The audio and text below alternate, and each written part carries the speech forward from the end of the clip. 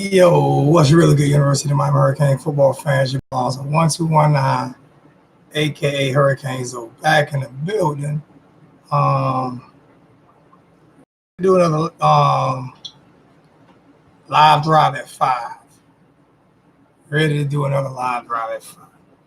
We got 5 in the chat right now, 12 in the chat. Let's get the likes up. Let's get the likes up. If we can't,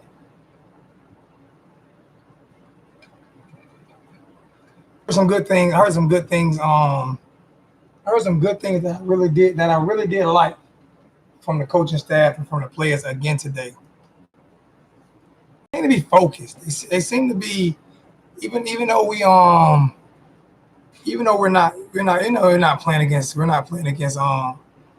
world beaters. They seem to be a lot. They seem to be focused right now, and to me that's a good thing. It's a good thing that they understand a lot of their mistakes that they've made. They seem to be focused. Who's all in chat? We got Ohio Canes fam in the chat. Stacy Hall was good. Ohio saying 10-2. Say we're going 10-2 this season. Stacy Hall was good. Was good. Zoe Canes free AHM. I don't know what that means. It sound like we G Money, man. We all we got.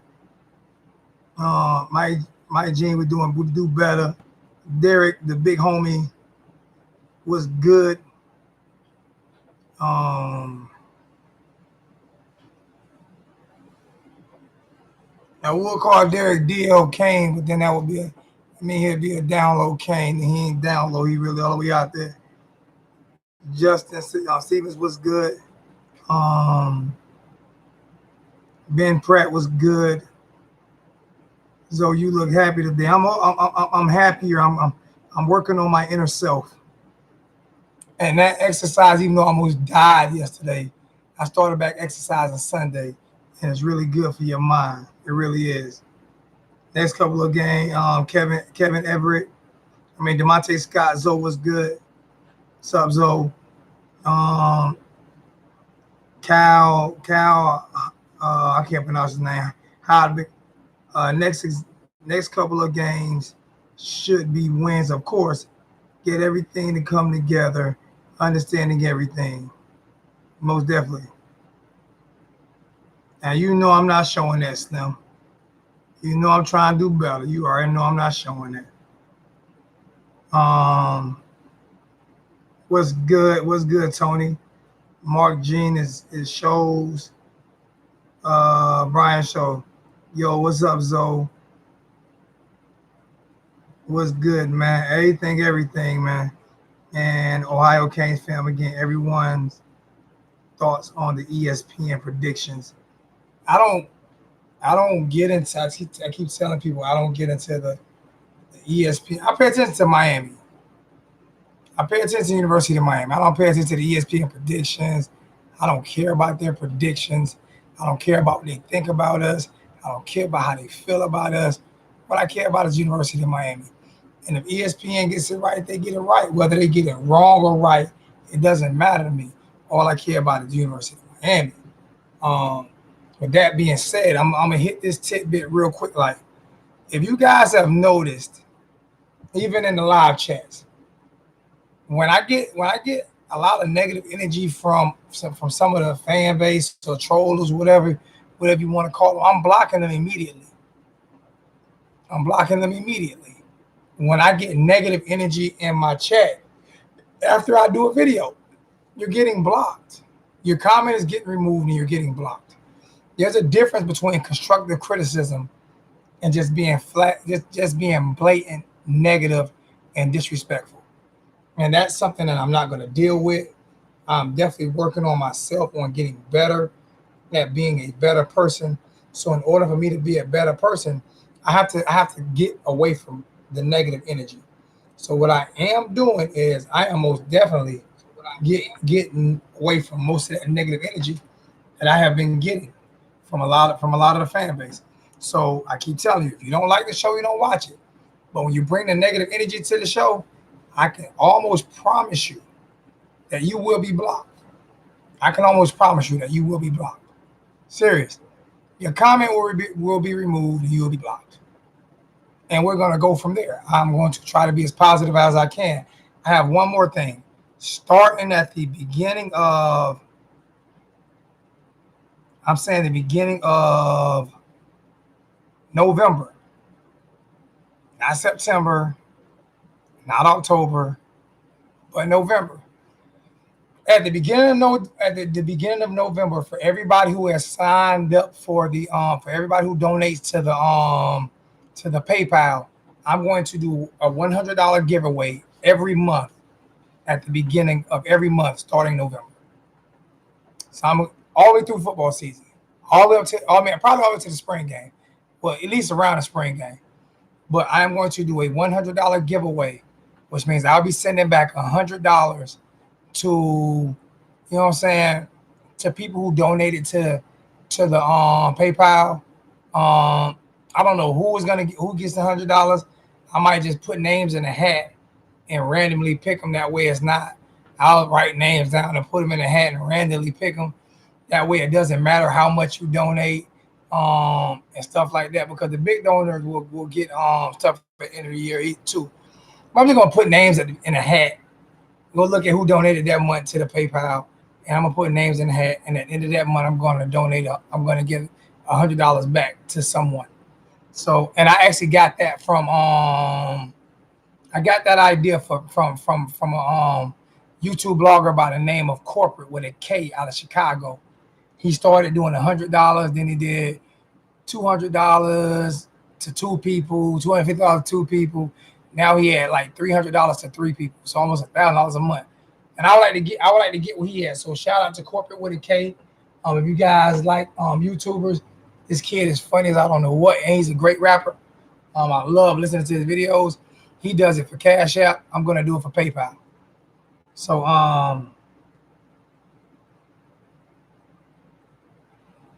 that's what I'm gonna do starting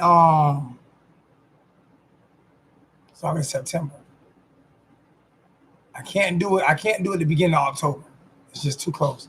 So the beginning of November, December, and January, there will be $100 giveaway, and it might get bigger, but there will be $100 giveaway to the people who donate to the PayPal. So I'm going to definitely donate $100 for people who sign up. It'll be $100. It'll be a $100 donation. You have an opportunity to win that. I know you subbed Hurricane Hard. We got 50 people in the chat. What I want to talk about real quick, like before I start taking phone calls, is we talked about the coaches' interviews yesterday, and they were about the same today. Not too much different, but the players' interviews were great. I listened to DJ Dallas. DJ Dallas talking about running the stadium stands and all of those things right there, and after the loss, and how he represent the home team. You know what I'm saying? Can't lose at home. I thought that was great. Listening to the Australian kicker, he made a comment about Bubba Baxter. He said, I can't kick football, so I can't give him advice. All I could do is basically cheer for him, and I know he'll get better. And that's what he said about Bubba Baxter. Robert knows whether people like him or not, whether people respect him or not, which I don't understand how you can't respect him. You might not like some of his style of play, but not respecting him is a totally different animal. The guy gives it all. He gives it his all. He's not a great player, but he gives it his all, and he continues to try to. And Gator, I'm telling you, Gator Zoe 1219. I'm going to explain this to you. If you do not take that Zoe 1219 you family off of your tag, I'm going to contact YouTube, and I'm gonna sue you for copyright infringements. Okay? It's not a matter of you paying homage or whatever like that. That's something that I built. So if you do not take that, you said, is that an F me? Is that an F me? That's what you're saying? I'm giving you the opportunity. I'm being nice. I'm not being disrespectful. I'm asking you politely to please remove that Gatorzo 1219 family off of your what's name?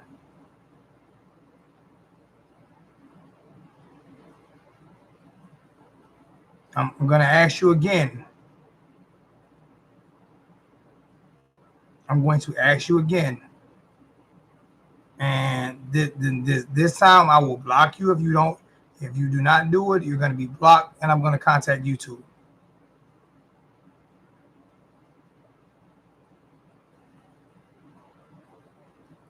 Last time. It's the last time. I'm not gonna hold a chat up for you.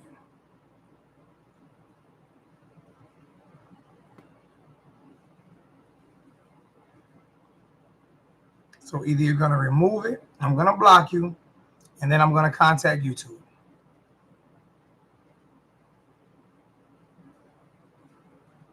Oh no, they still one thing that you whether it's a troll account or not, it still has to go through an email account. You still can find who that person is.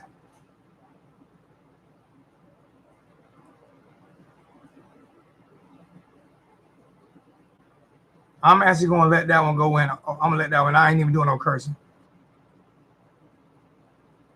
It could be a troll email, but the IP address and the computer it come from, you can't hide. You can't hide it. I'm telling you, everything is traceable. So if I see that in my chat again, I am blocking you, and I promise you, if you own a single wide trailer, I'm coming after it.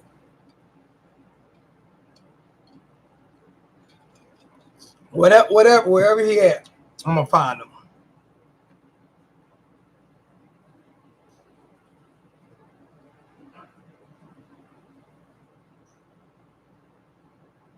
So if I see that name pop up again, he's blocked, and I'm gonna sue him. But like I was saying, Jaron Williams spoke very highly about a few things. You okay? I wanted that one through anyway. You okay? That one was allowed. I'm not even gonna charge you to file a donation for that one. But like I say, I'm gonna do the $100 giveaway for PayPal, and I want to do. To be honest with you, I want to do 200. It just depends on how much I earn. I would like to give two $100 giveaways. It just depends on how much I can get in my PayPal. I want to do $500 giveaways a month. I'm serious.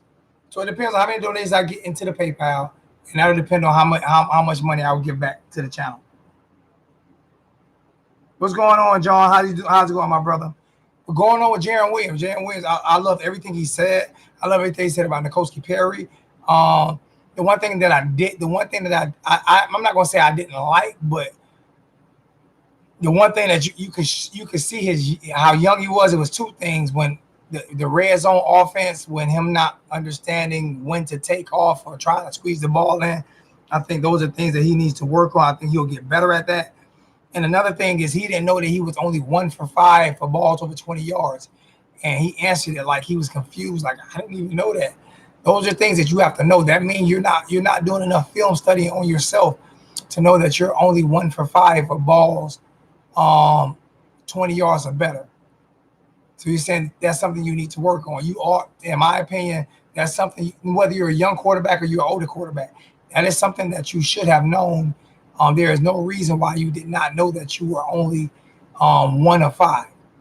So that's the thing that's the one thing that bothered me. That's the only thing that bothered me about Jaron. Everything else, man, he calm, cool, collect, poised, very, very, very. He seems to be very he seemed to have been very, very engaged, and I think Manny has these guys getting ready for NFL interviews because these guys they interview very well. So I'm most definitely happy with the interview process. Like I said, Canes all I'm gonna stop calling them Canes all ass kiss right now because they're actually asking pretty tough questions. And they're asking tough questions because they're allowed to be asked tough questions. Let me clean my camcorder off. Now give me a towel. Give me that white. Give me that.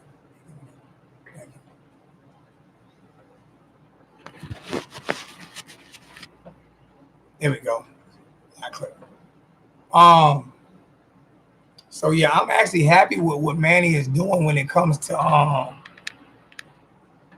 getting these guys focused on the game at hand. I think what he's doing is great. For some reason, it's not focusing.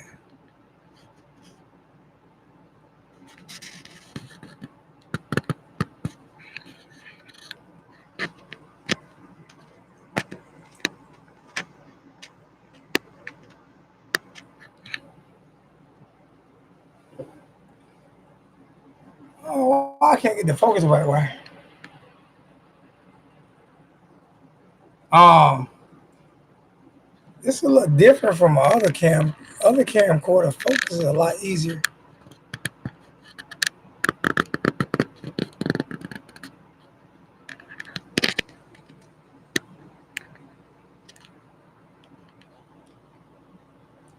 Um, so I'm most definitely happy with the answers that those guys are giving, man, in these interviews.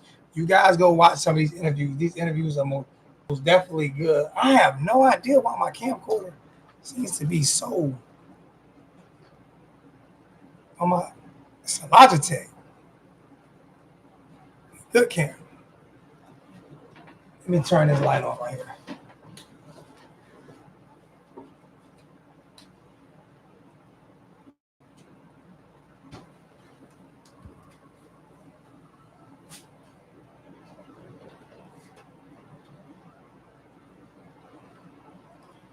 That light.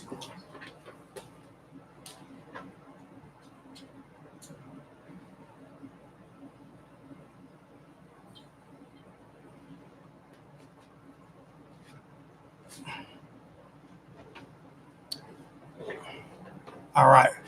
So yes, I'm excited about what I've seen from a lot of interviews. But the most exciting interview that I witnessed today was the interview from Killer Cam Harris. Killer Cam had probably the best interview that I've seen, and said was what he said was we need to put on for the city of Miami when we at our home games. We need to put on for the city of Miami. This is what Killer Cam said. We have to represent for the city of Miami. Period, point blank. There is no ifs, ands, or buts about it. He feels like they need to put on for the city of Miami. And I agree with him 110%. He says we can't lose home games. We don't want to lose any games, but we can't lose home games. So we have to put on for the city of Miami. And this is what Cam said. I agree with him like wholeheartedly. You have to put on for your city. You have to put on for Miami. You have to win your home games. You have to do all these things so we can get people in the stadium. So those are things that he said that I agree with wholeheartedly. But there's also another thing that he said that I agree with wholeheartedly. And the other thing that he said that I agree with wholeheartedly was at the same time, we have to get fans to come to the stadium. He said we need the fan support. We need fan support is what he said. Killer Cam said we need fan support. We can't do this without fan support. So when you have one of your star running backs saying that you need fan support. You have one of your star running backs saying that you need fan support. And believe me when I tell you, he's not saying that for no reason. He's saying that because he really feels like they need fan support. I'm sitting here trying to figure. I don't have, like I said, I don't have my other laptop yet, so I'm sitting here trying to figure out the best way for me to set this laptop up and set it up the best way I can get it so you guys can see me the best. So you guys bear with me a little bit, man. Just bear with your boy, man. Your boy kind of lost, man. Bear with me some. I'm getting it, man. Just bear with me a little bit, please. So that was his statement. That was Killer Cam's statement. Is they need the fan support, and I'm definitely agreeing with that. They need fan support. I still don't have it the way I want it. Still cocksided. Still cocksided. Still raggedy. Still don't have it the way I want to get it. But I'll get it. I'll get it, fellas. I'll get it. I promise you, I'll get it. I'll get it. Don't worry. Be happy.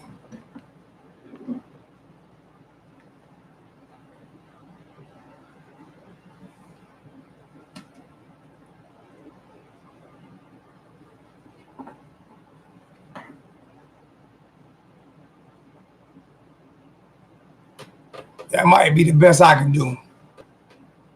That may be the best I can do. But yeah, he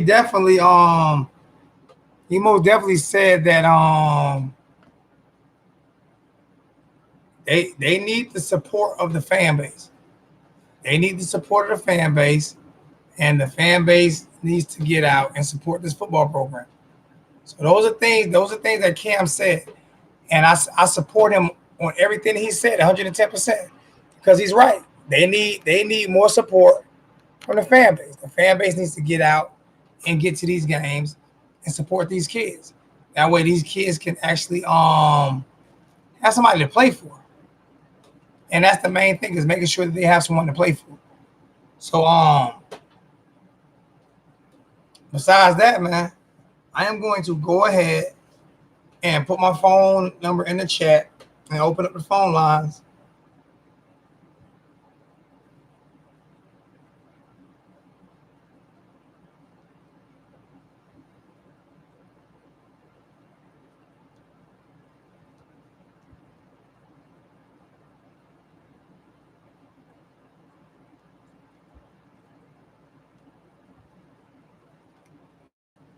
So if anybody want to call in, phone lines are now open.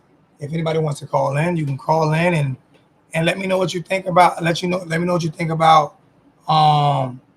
what happened the past couple of weeks, and what do you guys expect the next couple of weeks.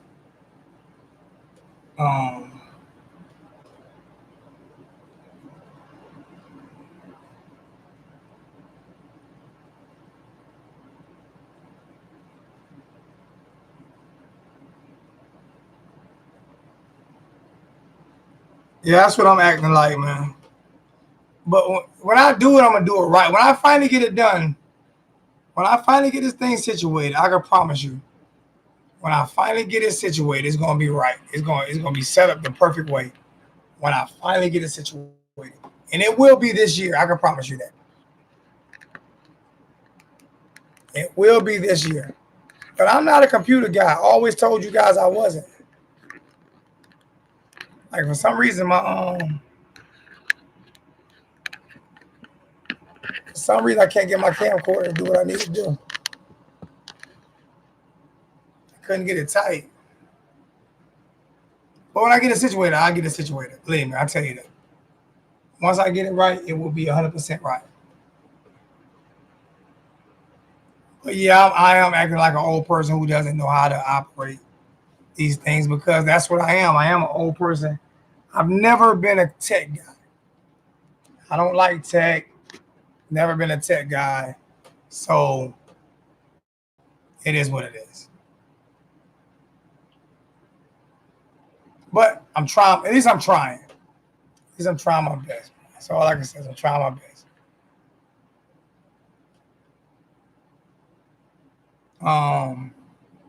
Like I say, phone lines are open, man. If anybody wants to call in, chime in on what I had to say about the coaches and about like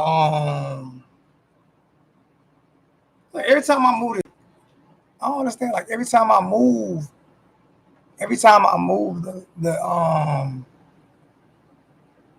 this Logitech, I don't like the way it is when it comes to like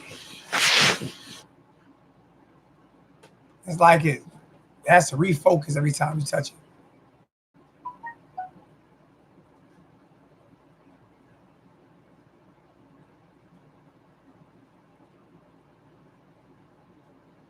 I appreciate you. I appreciate that, man.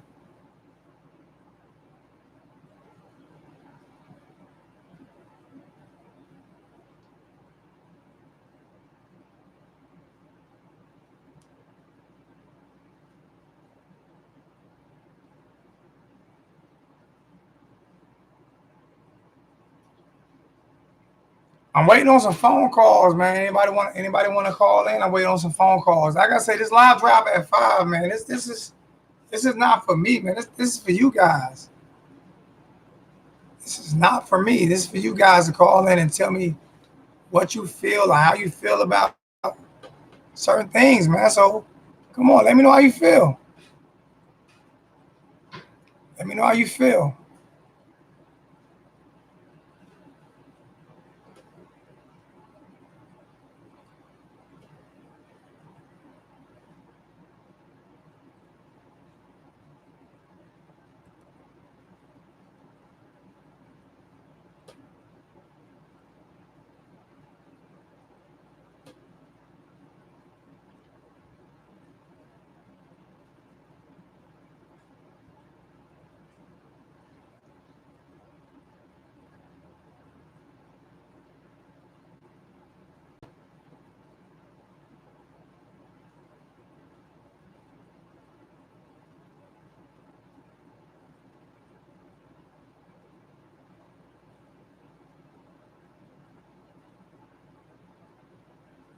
I don't know if I came in to read chats, man. Y'all want me to walk away so y'all can have a chat? I don't. I'm this damn webcam, man. It's like it's blurry at times. At times it's not.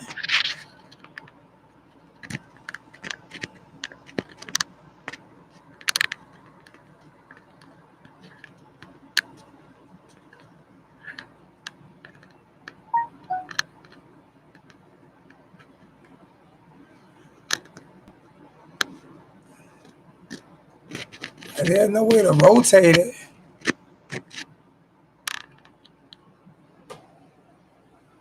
To make.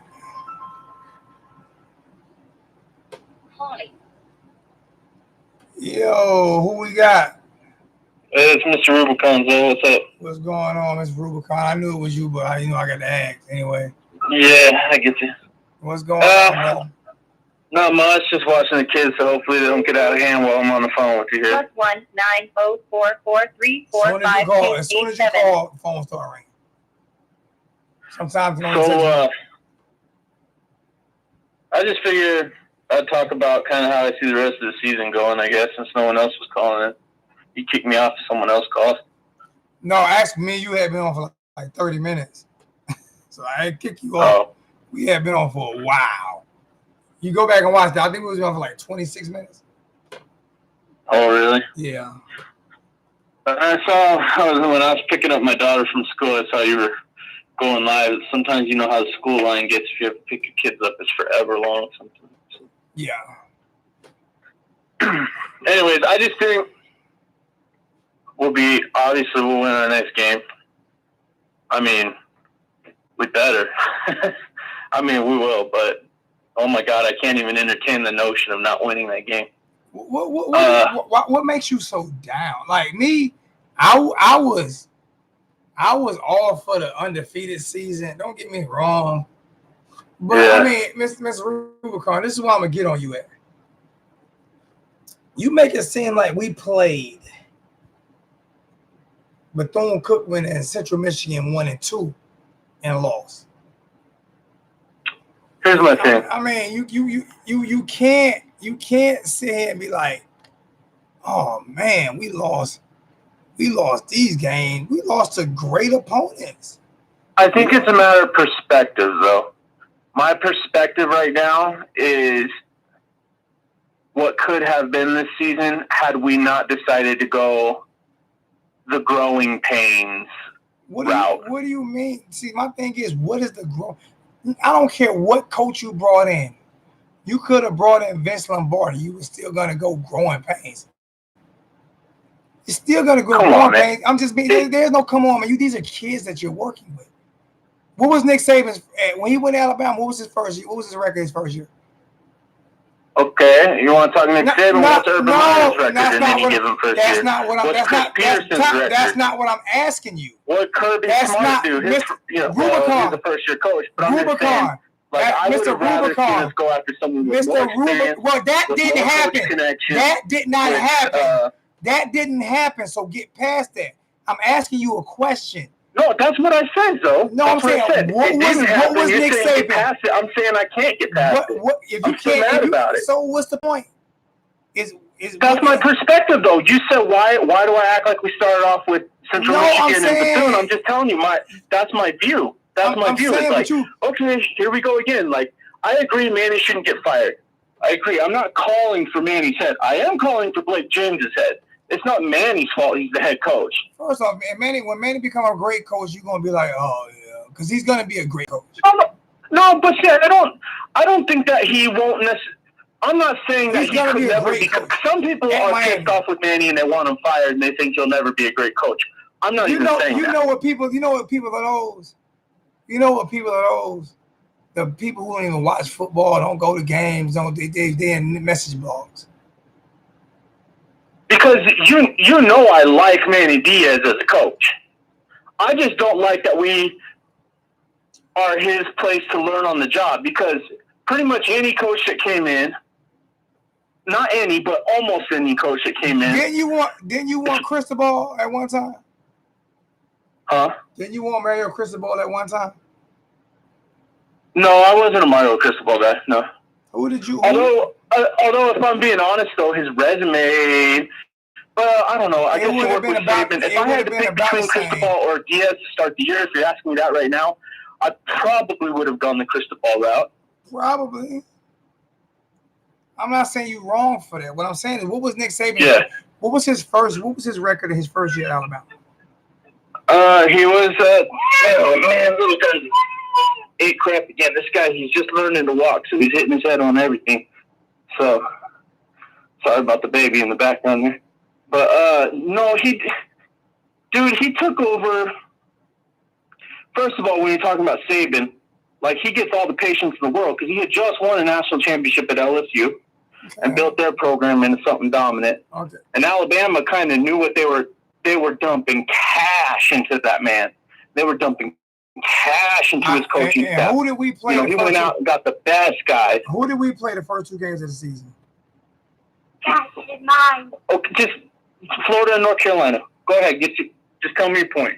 My point is, Florida was ranked number 8. North Carolina had just beat South Carolina. They're both the Power 5 conference teams. One of them is a rivalry game. Both of them basically rivalry games. But North Carolina can never, ever be a rivalry game. That's the game we got to win. North Carolina's always giving us crap. Always. They've always given us hell. Always. They have always given us hell because we have always been crap playing North Carolina since we joined the ACC. We have never been a dominant team since joining the ACC. Well, I remember Boston College being trash and always giving us hell. How about that? When we was independent. Say it one more time. I remember Boston College being trash and giving us hell every year. I remember Virginia being trash and giving us hell with Wally Lundy every year. We've never won. Giving us some trouble every year. We've never been. It's Georgia Tech one year. It's Virginia next year. Exactly. So we've never been that team. Everyone has their run. We've never been that team that just dominated. And everyone has the run of the ACC simply because Miami is not living up to what it means to be Miami. I'm talking about when we were winning national championships. I got a $5 donation from Charles Israel. We are a kicker away from being good. So I ain't gonna say you need to chill. but we will bounce back. Like I say, bro, we lost two games by a total of 7 points. Man, all this crap about backs up. I mean, if you make some kicks, we win and everything, but good teams don't leave it up to kickers. Yes, good teams do. New England won 3 championships off Adam Vinatieri. Indianapolis Colts won 2 off Adam Vinatieri. Yeah, well, I mean, in college football, you can't have. That's how you win. They get paid. Kickers get paid. They on full scholarships. You have to kick the field goal.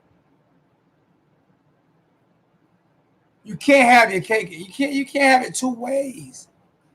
You can't. I'm just saying, there's a lot of different things that could have happened, and we'd still win. It's not just Backs' fault. Everyone, I feel like we also a lot of people are crapping on Backs way more than they need to. Like, I agree. He should have made those kicks. Just like I feel like Jeff Thomas probably should have made that catch. Just like I feel like you're crapping on Manny Diaz for no reason at all. He's a man getting paid. Those kids aren't getting paid. Time out. I didn't say he wasn't getting paid. What I'm saying is, how many Power 5 schools opened up with Power 5 schedules? 5 or 6? Well, North Carolina opened with South Carolina, and they won that one, and then they beat Miami. Exactly. So that's I don't know everybody else's schedule or anything else like that. Not that many teams. I don't think we're as bad as Tennessee right now with what they've been through. But many teams. My thing is this: I didn't want to go through the growing pains of having Manny learn on the job. But I won't really know what Manny is as a coach, as a head coach, anyways, until probably sometime in season number 2. Okay. How many head coaches? You wouldn't have wanted to go.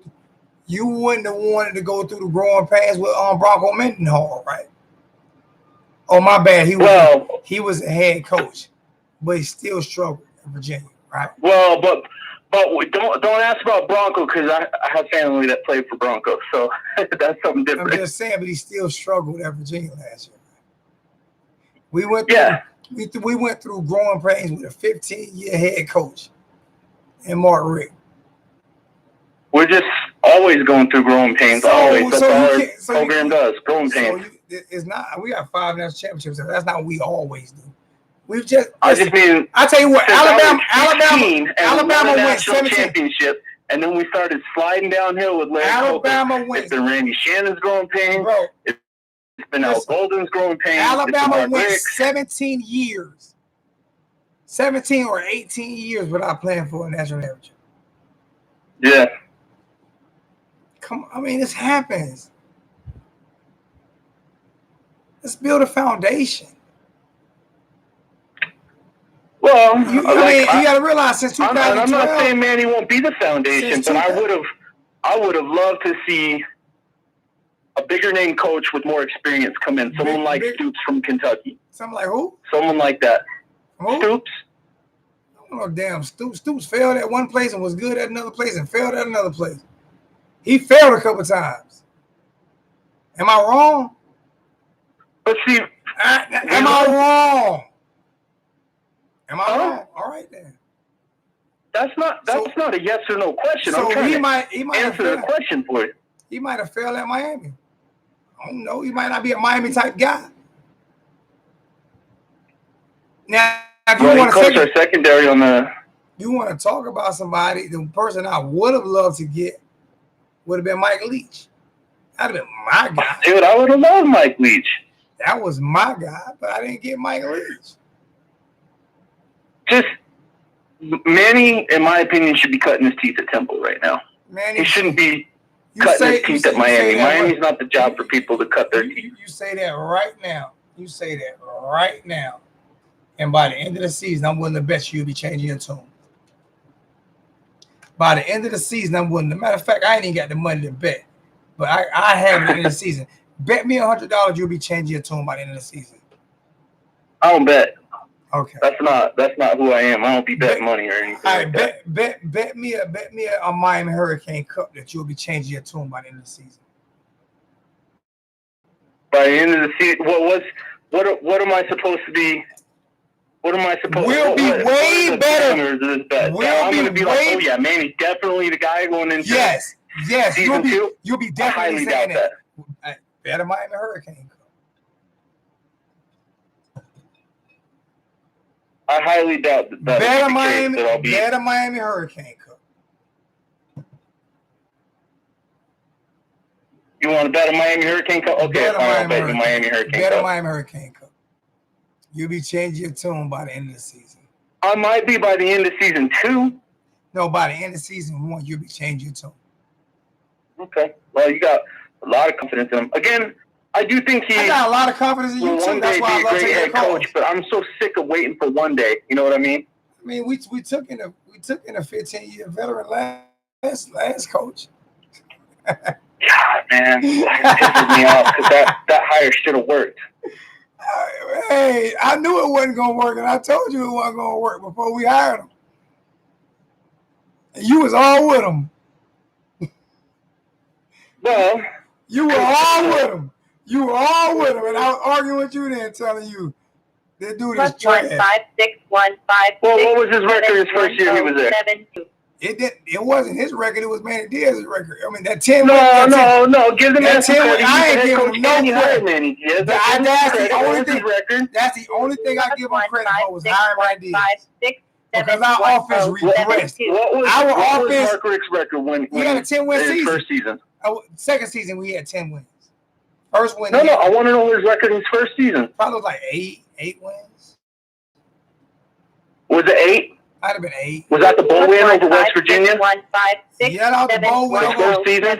That was a bowl win over West Virginia. And you know why they had time out? You know why they got that bowl win? Because people on the sideline started cursing him out, telling him to get out that damn read option and go to the spread because he was getting Brad Cotton killed. And Manny Diaz got 2 turnovers. We didn't get no points off of it. And then they magically went to the spread and threw that quick slant to Amar Richards, and he broke it open for a touchdown. And what was our recruiting like after Mark Richt took over? Recruiting got good. Playing got bad. Recruiting got way good, right? Offensive play calling. Way better than we were. And then in season 2. Offensive play calling for a minute in season 2 until people realized the offense was struggling, no doubt about it. Until people realized no doubt about it. And did I ever say anything different than that? No, I did not. And when we beat Notre Dame, everyone was buzzing, right? And we beat Virginia Tech. We were high as a kite, right? But you know what I kept saying though? And what did I say? What did I say at the end of that season? At the end of season 2, what did I say about the offense and what needed to get done? You know what I said the whole season or every win? Our offense is trash. In every game, I said our offense is trash. And you were right. Okay, we gave this thing a try. We gave it for 2 seasons. We gave this crap a try. Who was his son? Who was his son? For a little bit with Brad Kaya because Brad was a pretty good quarterback. Who was his sons? Thomas Brown and John Rick. You threw Thomas. I'm glad you threw Thomas in there. Yeah. I love you. Oh, God. They had to go. And I agree with that. But when Mark Richt did not fire the people that needed to be fired, and now I'm not even about firing this guy or firing that guy. Really what I should say is, when Mark Richt didn't hire the people that needed to be hired after season 2, that's when the red flags started going up, where you're just like, okay. What we got here is a guy that will not fire his son, just like we have with Al Golden, who would not fire Mark D'Onofrio and make the changes. The person would put the university ahead of their personal relationships with people. So let's do this here. I'm saying you'll be changing your words the end of the season, right? That's what I'm saying. Well, how about you do me this here, Rubicon? Do me this here. Get a man 2 seasons. And if you see us regress, if you see us this year, call me out. Well, it's hard to say anything's regressed or progressed so far. I mean, the offense looks sharper. I'll grant that, but the defense looks like it's taking a step back. But that, to me, isn't necessarily because of like something he's doing wrong. We just don't have the horses, I think, on the defense like we did the last couple of seasons. We lost 4 All-Americans on the defense, 2 on defensive line and 2 in the backfield. I'm with you there. I agree with you there. That's absolutely true. Jaquan Johnson was the eraser, right? That was his nickname. And let's not sleep on Selgin. Let's not sleep on Celdrick. Celdrick was solid player. Not great, but he made every play when it needed to be made. Yes, absolutely. Clutch player. That's why he got Robert Ory type. The guy you need to have. Plays really good. Maybe not your Kobe, but he makes a big shot when you need it. That's why he got drafted. Yep. That's why he got drafted. You gotta have guys like that. All great teams have guys like that. And we lost those two. Hey, let me take a few more. We lost a lot.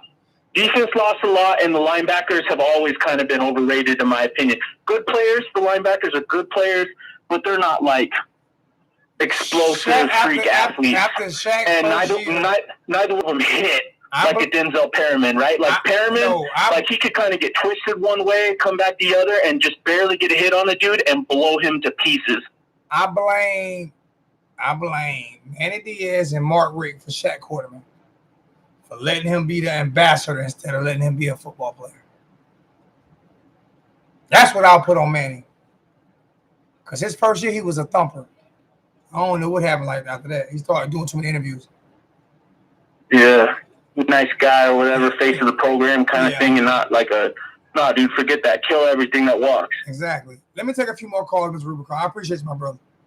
All right, man. And you see how I hung up on some people for you today, so don't see. And we got almost 20 minutes in. Now, I'm going to talk to you. All right, bro. Take it. All right, you too, my brother. Let me hold on. Don't call yet because I missed a few calls while I was on Mr. Rubicon. So let me take these few calls right here.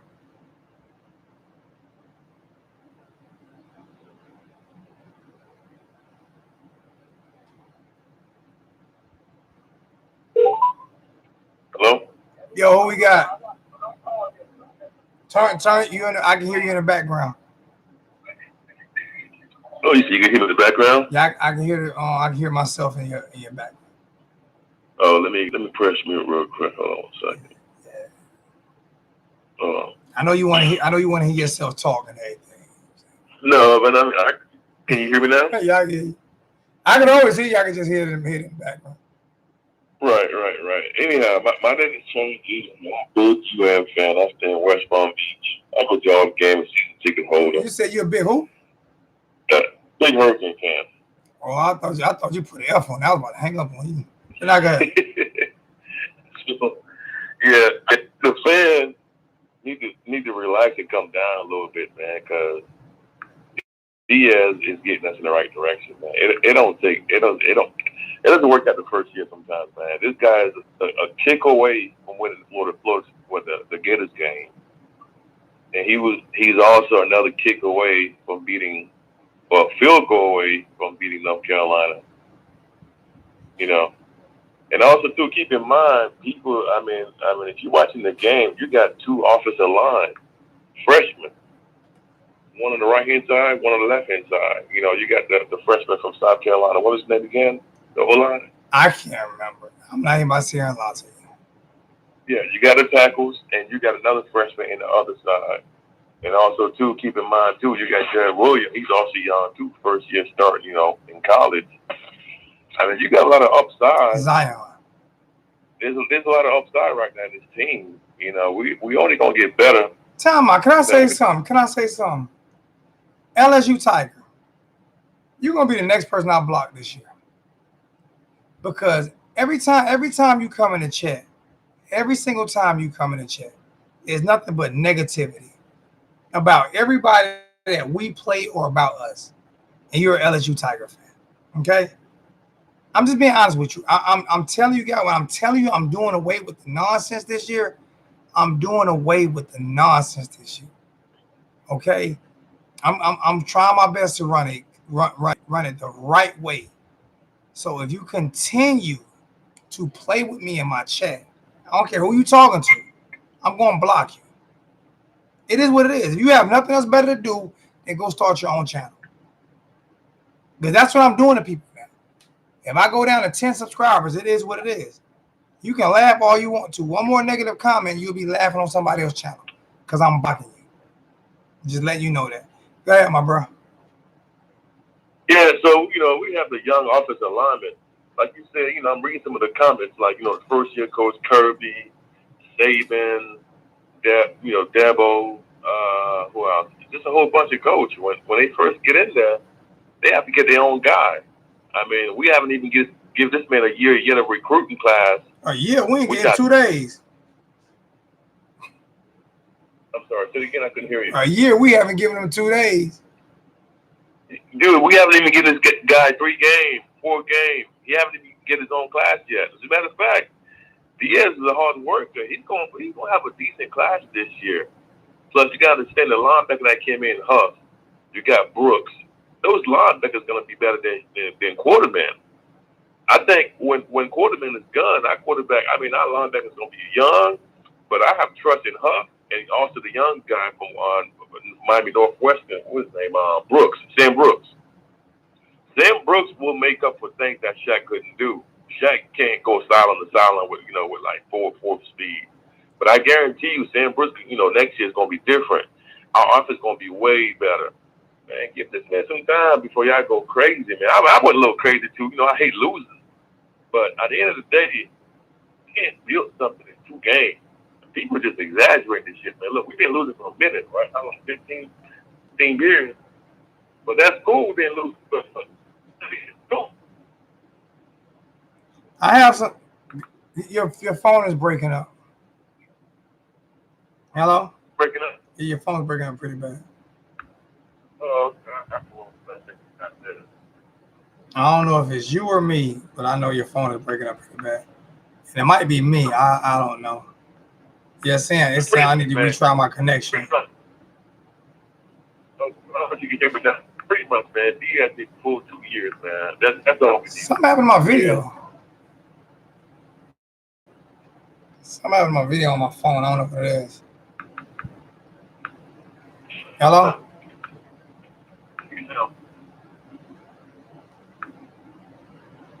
Yeah, I can't hear you. Yeah, the phone's breaking up, I guess. I don't know what's going on.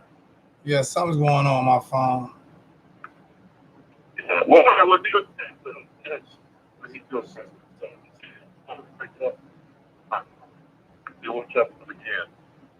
I don't know what happened, but right now I can see you on my tablet, but I can't see you on my phone. So I'm gonna have to reset my phone. So you probably have to call back. Okay. I appreciate it, my brother.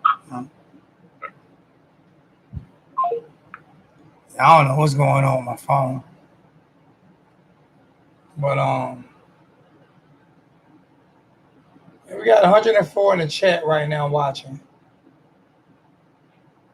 And 49 likes. Can we get the likes up?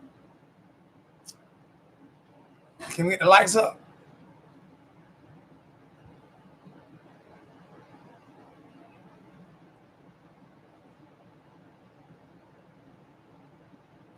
I'm just gonna read some of the chat so I can start taking phone calls again.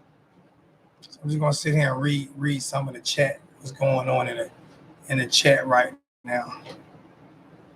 Until I can get the disconnected. Until I can get my phone back up and going. I have no idea what's going on.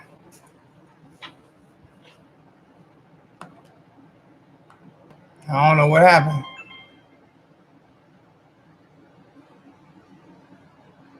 Here.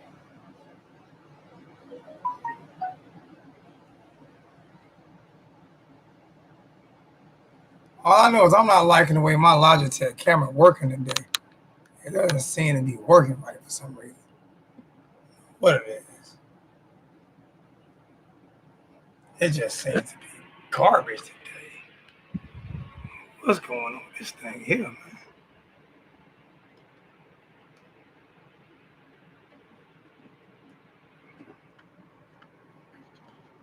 See, it's real blurry. Maybe that's what the problem is. Oh.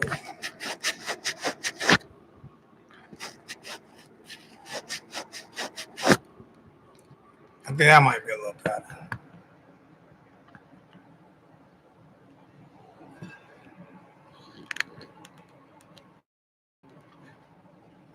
That's a little bit better. Clarity.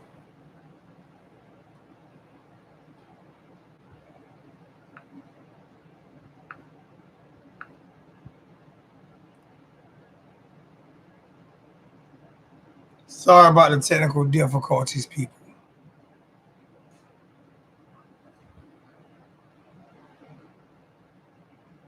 Calling.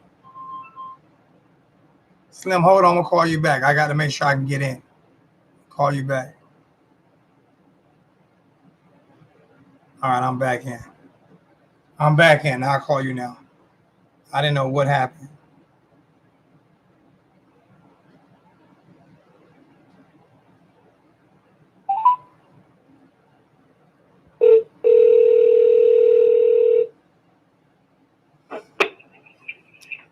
Yo, What's up, bro? what's good, Slim? What's going on with you, brother? All right. I'm here. What's up, my brother? What's going on? What's going on, man? Another day, man. Another day in the fun house. No, I was trying to get on. I'm guessing that was the dude in the chat, Mr. Rubicon, that you had call in a few minutes ago. Yeah. Yeah. I get where he's coming from, but he's young and he's shown it. Who are you talking about? Ms. And Rubin? he like what he's talking about. He didn't want Manny to learn to be a head coach at Miami. Answer me this, though. You probably know. What was Nick Saban's record in 2007 in Alabama? I can't remember. That's what I was trying to get out, but I think it was like 5 wins. 7-5. 7-5. So it's 5 losses. So it is. Kirby Smart's first year at Georgia, they were 7-5. Okay. So Dabo's first year at Clemson, they were 5-7. and guess what? That was Dabo's first head coaching job. Sure was. That was Kirby Smart's first head coaching job too. Yeah. Yeah. Now he's going on about people comparing Manny to Jimmy Johnson. Jimmy, So I know this is coming back before his time. How many Jimmy years? Johnson Coached at Oklahoma State, lost 1 or 2 years? 9. I am. Jimmy Johnson lost 9 games at the University of Miami. 5 of them were his very first season. Yep, and that was coming off a national championship year, if I'm not correct. Sure was. 1984. Same year as Hale Flutie. So that's coming off a national championship year. We couldn't have lost that many players to lose, to go from a national champion to a 3-win ball team. But if we gave up on them, will we be the Miami we are right now? Sure wouldn't. And this is why I try to explain to some of these guys when we talk about this stuff, like getting rid of coaches or, doing things like that. I try to explain this like, we can't just talk about getting rid of coaches, man, and not giving these guys a chance. That's who I wanted. That's who I wanted last year. I'm not about to sit here after a couple of games that we probably more than likely should have won that had something to do with the offensive line. As you're going to hear me say that first. It had something to do with the defensive line. It has something to do with the linebackers. It has something to do with the wide receivers. It has something to do with the defensive backs. It has something to do with the running backs. It has something to do with the tight ends. And the Florida game had more to do with the officiating.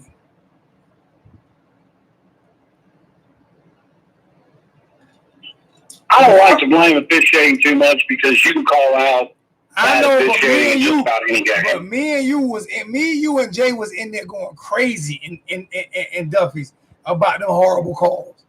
We were going. Oh no, I'm just saying I don't like to use it as an excuse. I know, but I'm not using it for an excuse. But they did. Those were killers. Oh yeah. And it like the holding penalty on who was the defense was it Bandy that got held on that fake punt? On that fake punt? He was there for the tackle for a loss. And they pulled it. I mean, almost pulled him out. If he would have had a tearaway jersey on, it would have came off. That's how bad that holding was, man. Well, see, and now where I will agree with you is where on almost every play in every football game, you can throw a flag for a holding penalty. Yeah. Florida didn't have a single holding penalty in that game. And even though Jeff Thomas dropped that football in the end zone, even though he dropped it, that was a pass interference. That was a pass. Whether he dropped it or not, if he catches it, you say pass interference, penalty decline, touchdown, right? If it drops it, you say pass interference, first and goal on a 2-yard line. Because people sit there and say, well, he should have caught it. He should have caught it. We say the same thing about Lawrence Cager last year against Florida State, right? The second opportunity, he caught it, right? I said that a lot about Lawrence Cager in many games. I mean, I'm just saying, but that Florida State game, no matter what we say, he made up for that drop. He did. Jeff Thomas didn't get an opportunity to make up for that drop. And it was a clear pass interference. So when I'm saying we're losing games against top 10 opponent and maybe a top 40 opponent, when other teams are playing top 110 opponents right now, I'm still optimistic.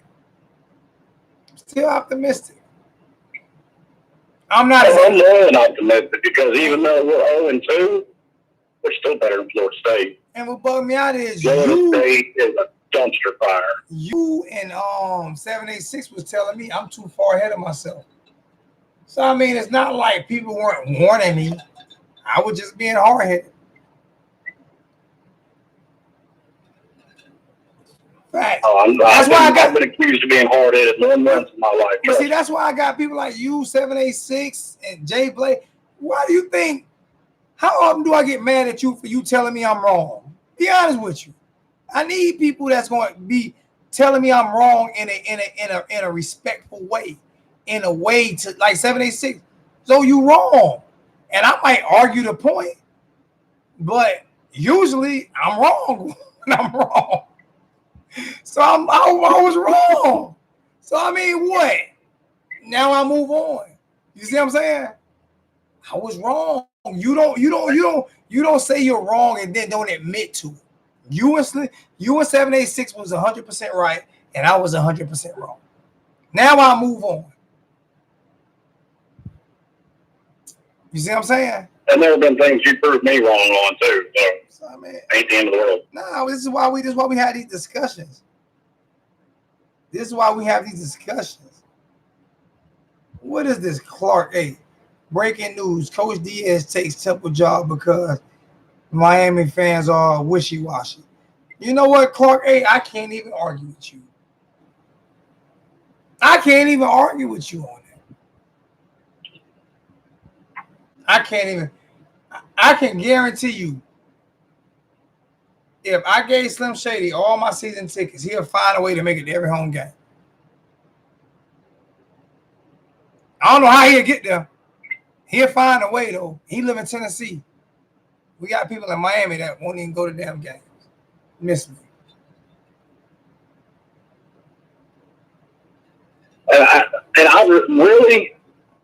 I'm not sure if anybody can fix that because even when they're good, they don't sell out every game. You know, that's why I push it. That's why I think we can. Oh, I understand. I think we can fix it in this day and age. I think back in the days without social media, we couldn't.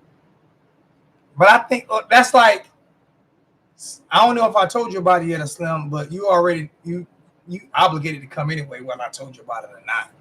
Man, ain't like you can't be there. I don't care if I got to pay for you to get there. The 1219 family reunion this year will be at the spring game.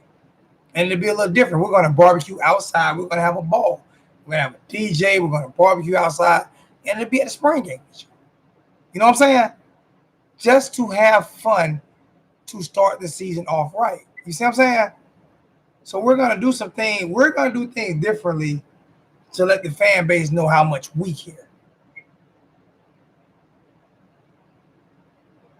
You know, and when the recruits see that, because there's a lot of recruits at the spring game, when the recruits see that, and they see us with a big old tent with 3 big grills out there, cooking and giving away food, not selling it, giving away food.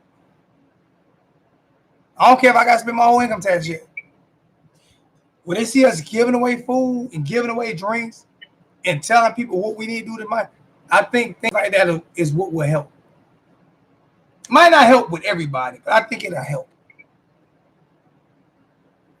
It'll help some people, most definitely.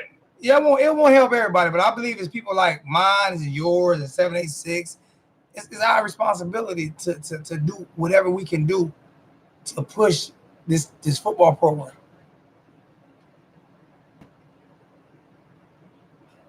You know what I'm saying? Because I mean, yes, sir. Oh, go ahead. No, I was saying yes, sir. I agree with you. So we're gonna talk about it. We got to be about it. You know what I'm saying?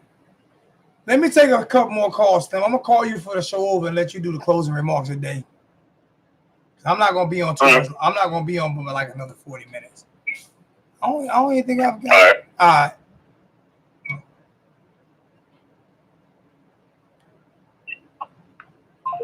I'm gonna make a few more phone calls to people who called in.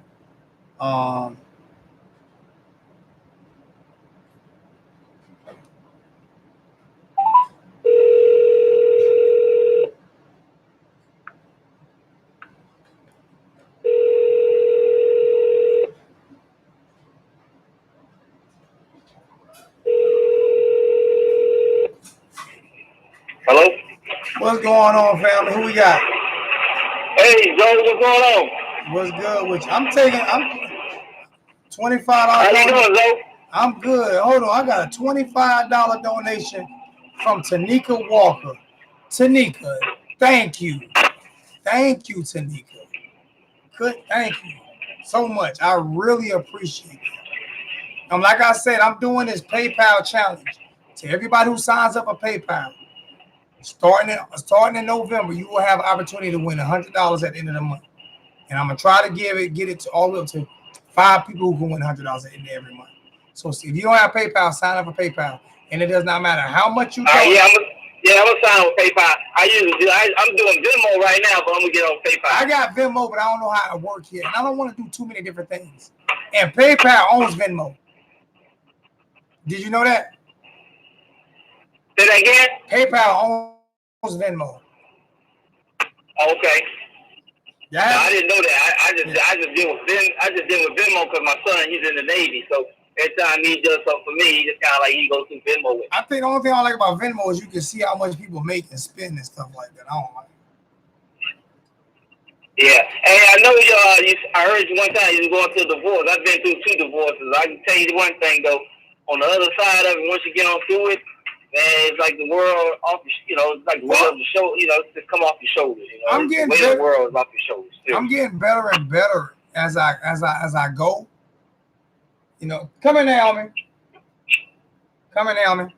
Yeah, just take one day at a time, man. That's all you can do, man. I've been through 2 divorces, trust me. I learned a lot, but I learned a lot. I know that. I learned a lot about people. I learned a lot about people, family members that you do a lot for them, and then all of a sudden, when that thing go down, man, you the worst thing on earth, man. I mean, and you done favors for them. You done gave them money. You done did stuff for them, and all of a sudden, man, you like the devil. I can tell you this right here, man. For real. You see this right here? Been down. You see this right here? You see this? You see this beside me? I have 2 of these right here, right? This is what I live for, and this is what I do it for. So for people who say I beg for donations or I beg for this and I beg for that, say whatever you want to say. I'm a man who takes care of my daughters. All right. No matter what I go through, I put them first all the time. She's 14 and already has a vehicle that I'm building right now. You know what I'm saying? And she just her first year in high school. These are my babies. Her and her sister. So when people say negative stuff about me, I done got to that point now where I don't even care. Because the only thing that matters is these girls right here. That's it. So That's be what it's negative about, about bro. me, That's say what what you it's want to about. say And that's about me. how I looked at it. I had 3. And my youngest son, I had got custody of him and got him through high school because he couldn't, he was getting ready. And now he joined the military, joined the Navy. And, I told him I'm proud of him. I saw him graduate boot camp and schools and stuff. So, he's doing good up in the military now. But I can tell you one thing, I didn't abandon my kids. I know you not. I know you're a good man doing what you're doing. Just hold it down for all the fathers out here. Keep it in stride, man. Abandon them. She almost made me curse. I'm doing 8 files myself. Man, they've been came and beat the door down. Hey, let me get to the point where I called you right before that North Carolina game, right after we lost that ball game. I felt like we could win that game just on the premise of the talent. But the thing that gets me on this team is the discipline. Because I coach so much. The basketball, I coach AAU, I coach Pop Warner, I did a little assistant coach in high school, and I just I see mistakes. And the whole thing when Vandy got burned, I knew it what he did. He was trying to get that 305 chain. If he sat on that route and that quarterback messed up, he was telling you, it's a freshman, he's gonna make a mistake, and he's gonna pop it out there, and I'm gonna snatch it and take it to the house. And that offensive coordinator knew that Miami is, how you say it, they're chasing. They're looking to get it. And then they will be acceptable to that daggone double pop. And he popped him. As soon as he popped him, he was so deep in it, he couldn't even recover. That receiver had beat him like, I don't know how many links. Can I disagree? He hit it. Can I disagree? And he was sitting on that route. Can I disagree with you a little bit, though? Can I disagree with you a little bit? Hello? Yeah. Can I disagree with you a little bit? Yeah, I understand. Hey, I know what you're saying. I know he said on that route. I just want to disagree with you a little bit on one statement. And the same thing, hey, look, the same thing the Dolphins did last weekend when they were trying to play Lamar Jackson, and they tried to sit on that route, and they got burned. You get sit on that route because you're looking to get that interception. I have one thing to disagree with you on. Only one. Only one. It had absolutely nothing to do with that turnover, Jim. Nothing. Well, that's like you said, that's your opinion. No. Those guys do me a favor. Want that interception. Do me a favor. And if you don't play the proper technique, you're going to get burned. Everybody wants interceptions, but when you, this is why I say I want you to speak a little loosely on it, right? Because every player wants interceptions, but when you bring the turnover chain in, it makes it a distraction. It is a distraction because those guys are sitting on those routes. And you telling me that guy. So you telling me? So time out. Hold on. And on that double move, and that's why they hit it. They hit him with it because they saw the player. So what you're telling me? So time out. No, time out. You're telling me that the reason why he sat on that route was because he wanted the turnover chain. You know what I'm talking about? No, I don't.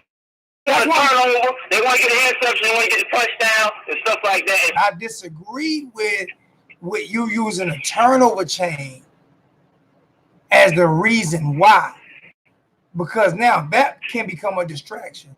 Because when you say that, someone else hear you say that, then someone else hear that. Now they start running with that, and that is so far from the truth because. You were not described.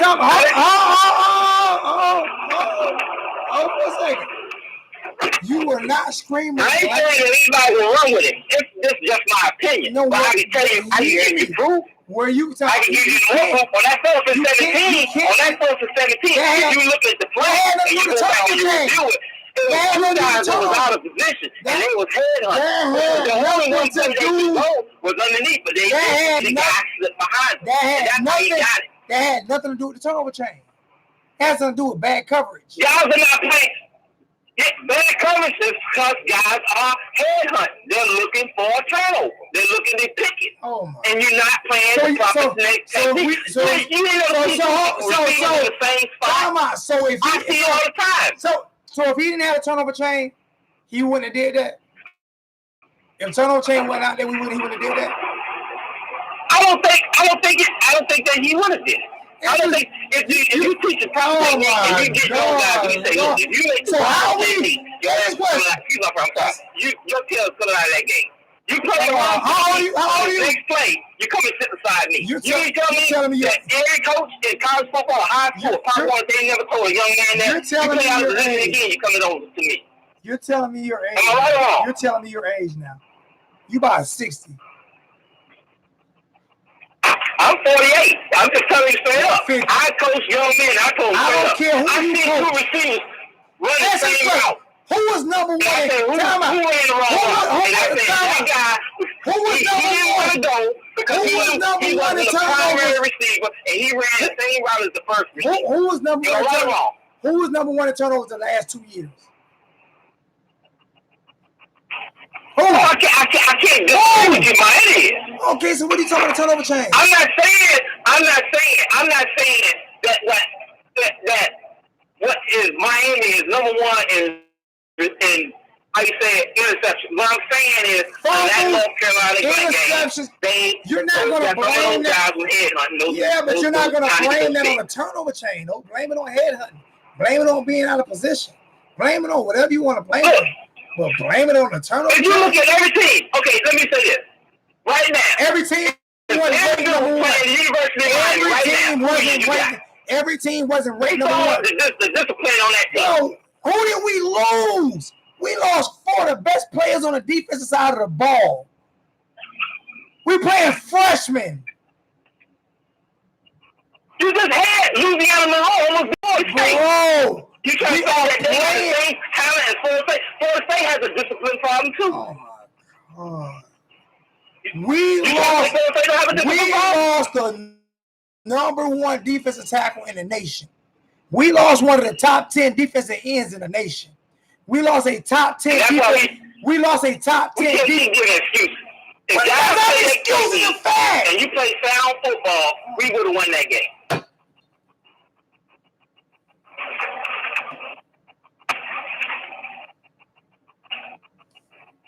Usa. Am I right or wrong? You're wrong. You're wrong because of one thing. You're wrong because you blame the turnover chain. And I'm Woosong right now. What, the turnover chain? The turnover chain is a gimmick. We're 0-2. It means nothing. Once they just stop, put that stuff and all this gaudy crap, put it away, let's get down. You not hurricane. You not hurricane, man. That's who we always been. That's who we always been. We always been there. Get rid of your turnover chain. Here go mine right here. Now, since you said get rid of it, I already got it. Since you said get rid of it, I went and got mine. Here we go. I would get rid of all that stuff. You get rid of it. We did. Let's get into an ACC championship game. Let's beat some teams. And then let's get this thing going the right direction. Get these young men buying in to the fact of we play a fundamental football. We ain't sitting here taking off. Not about to tell me to get rid of my turnover. The commentators, get rid of your not me. The commentator said we got guys that's out of position. Why is 2 guys down? What commentator said? Did the commentator say anything about that? He said out of position. Did the commentator say anything about that holding penalty on Trajan Bandy when they got that first down? Did the commentator say that they ran out on that fake punt? Did the commentator say anything about how the time clock expired?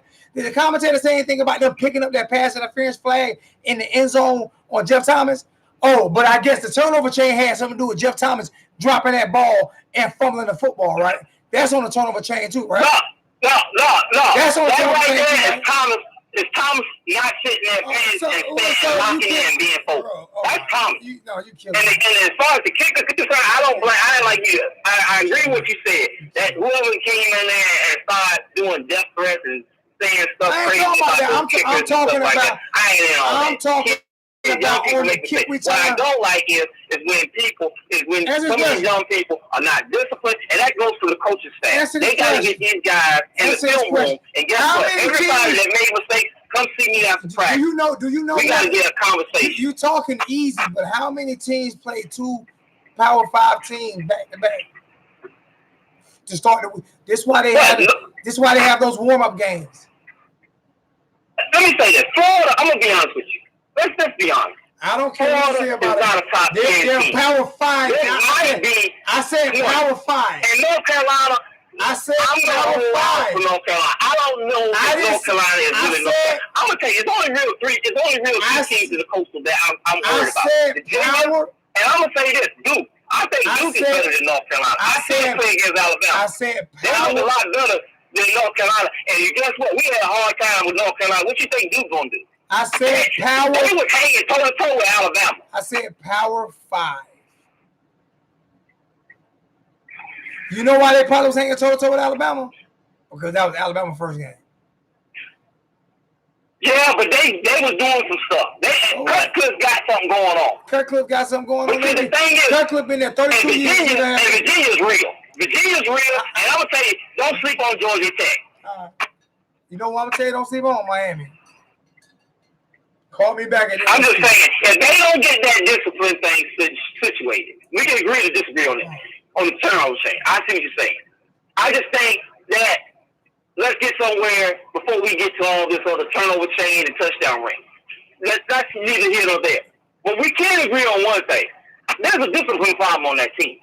It's a discipline problem on the talent that they got. Tom, it's a discipline problem. There's only 2 teams that beat Miami. We gave up how many points? We lost by a total of 7 points. We gave up 28 and 24 in 2 games. Come on. Yeah. Oh my God. But that's what I'm saying. You're proving my theory right. No, if we lost by that little about a margin, and against 2 Power 5 teams. Miami. Against 2 Power 5 teams. The first 2 games of the season. Both of them on the road. We got pre-snap penalties going on. That was week 1, not week 2. We didn't get no pre-snap penalties week 2.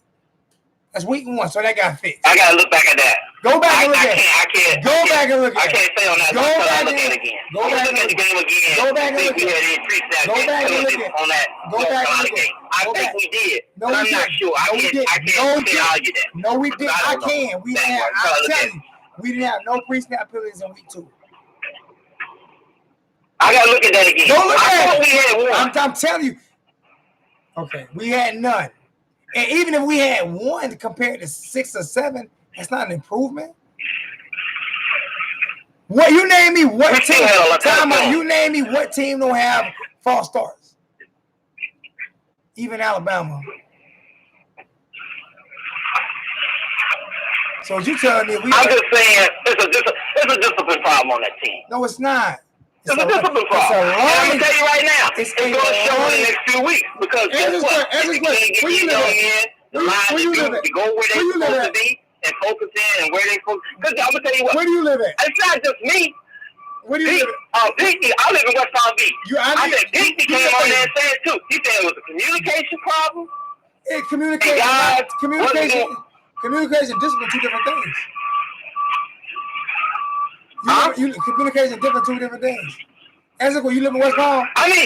You live in West Palm? I live in West Palm Beach. Yeah. Am I gonna see you at a game this year? I'll be at the Virginia game. I need to see you there. Yeah. I need to see you. Hey, I'm gonna go to the game.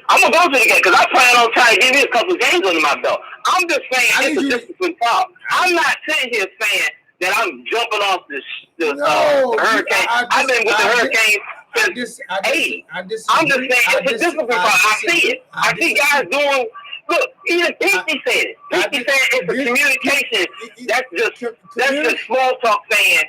No, it's not. No, it's not. That's a communication. But I tell you, if I'm the starting linebacker, I tell you, hey, I'm motioning, I'm giving you the play, and then you turn back to me and then you do something different.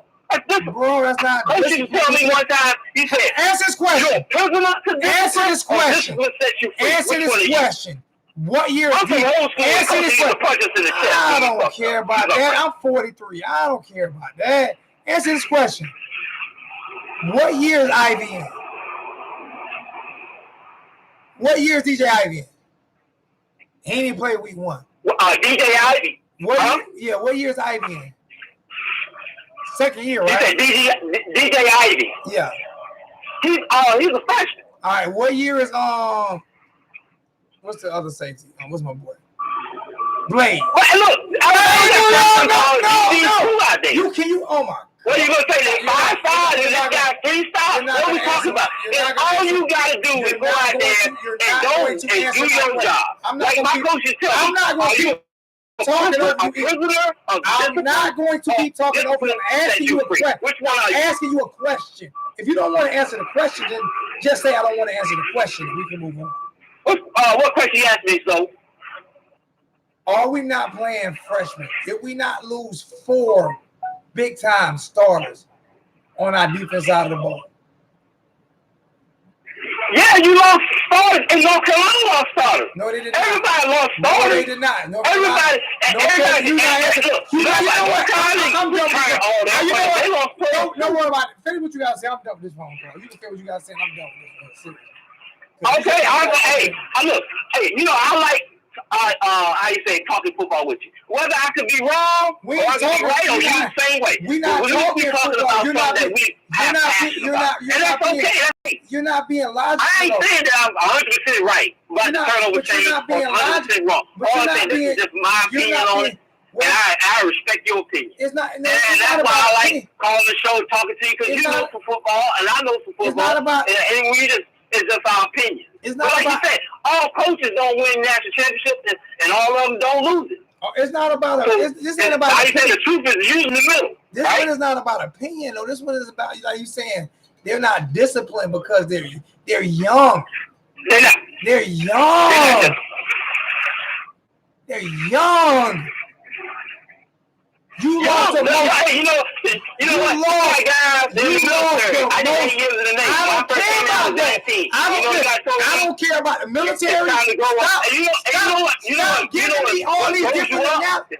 Stop giving me all these. Please stop giving me all these different analyses. Please stop giving me all these different analysis about being a coach.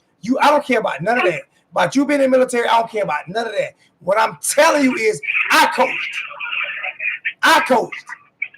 It's hard to replace Gerald Willis, who was the most disruptive defensive tackle in the nation last year.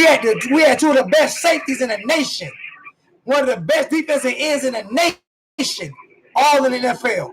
It's hard to replace that, especially when you coming off probation.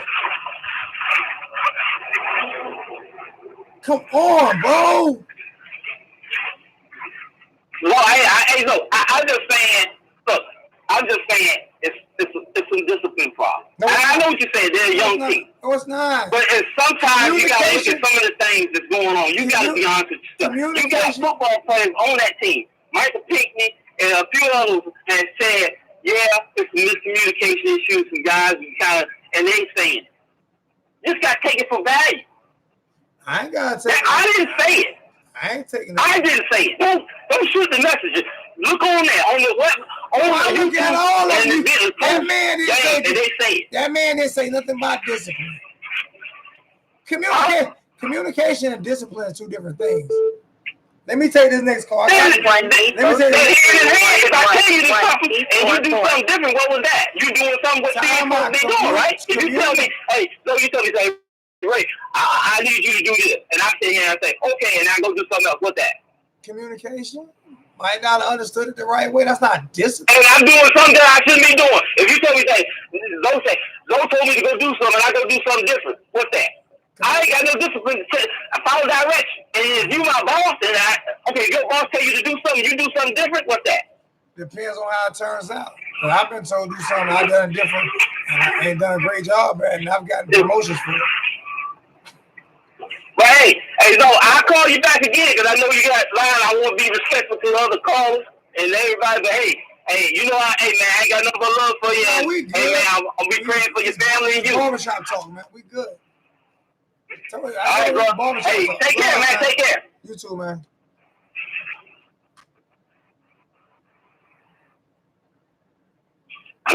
I'm opening the phone lines back up again. It's almost 7. I must get off at 7:10. See if I can get. I don't know. I'm gonna check something. Y'all already know I'm gonna check something.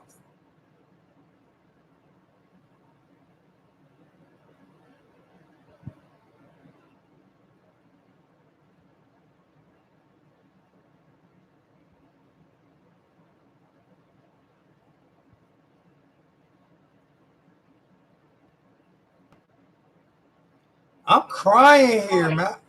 I've had over 100 people on, man, and I ain't getting not $1 to my PayPal donation. I'm crying here. Oh my God! It's been on. What's going on? Been on for almost 2 hours, and I ain't get $1 donation to my PayPal. Not $1. All right, I'm gonna keep doing what I do though. I'm gonna keep doing what I'm doing. Don't get mad at me for feeling sad because I hadn't gotten $1 donation to my PayPal. Don't get mad at me for feeling sad. I feel sad right now. I feel sad. I want to cry. Don't get mad at me for wanting to cry. Don't talk trash about me because I want to cry. Because I had over 100 people on, and I ain't getting out $1 donated to my PayPal. But it's okay. We still gonna talk sports. But don't get mad at me for wanting to cry. What's up, man? No, I'm gonna text you something in your text as soon as I hang up, and we'll go from there. But listen, I'm gonna text you something. You see what I text you. But hey, man, listen. The caller that you just had on, I would love to ask him this question, and in the audience that's listening, if he feels that way about the turnover chain, and that Bandy was going for the turnover chain, well, he needs to tell him.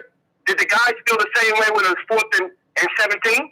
That means if they wanted the turnover chain so bad, that means they would have been trying to get the turnover chain on top of them and intercepting the ball that went to the sticks. So I hear him saying it, and he kept wanting to say it and convince us and try to make us feel like, okay, he sounds like a guy that's trying to be a drill sergeant about the whole thing. Listen, man, it's his opinion. I get it.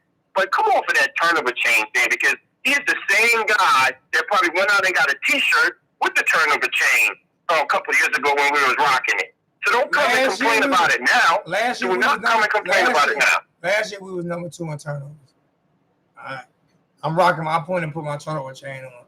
I didn't even have. Yeah, I rock it too. Because you can't now come talk. It had nothing to do with the turnover chain.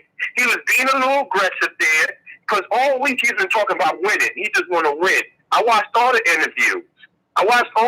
When they interviewed Vandy, and he just wanted to win. He's trying to make a play for his team, and that's it. He wasn't thinking. So these guys, man, they start picking on these kids for these little small things, and they can't find anything else. They can't really get down to football talk, so they go find these little, I don't want to say stupid, but little small stuff to pick on the kids about.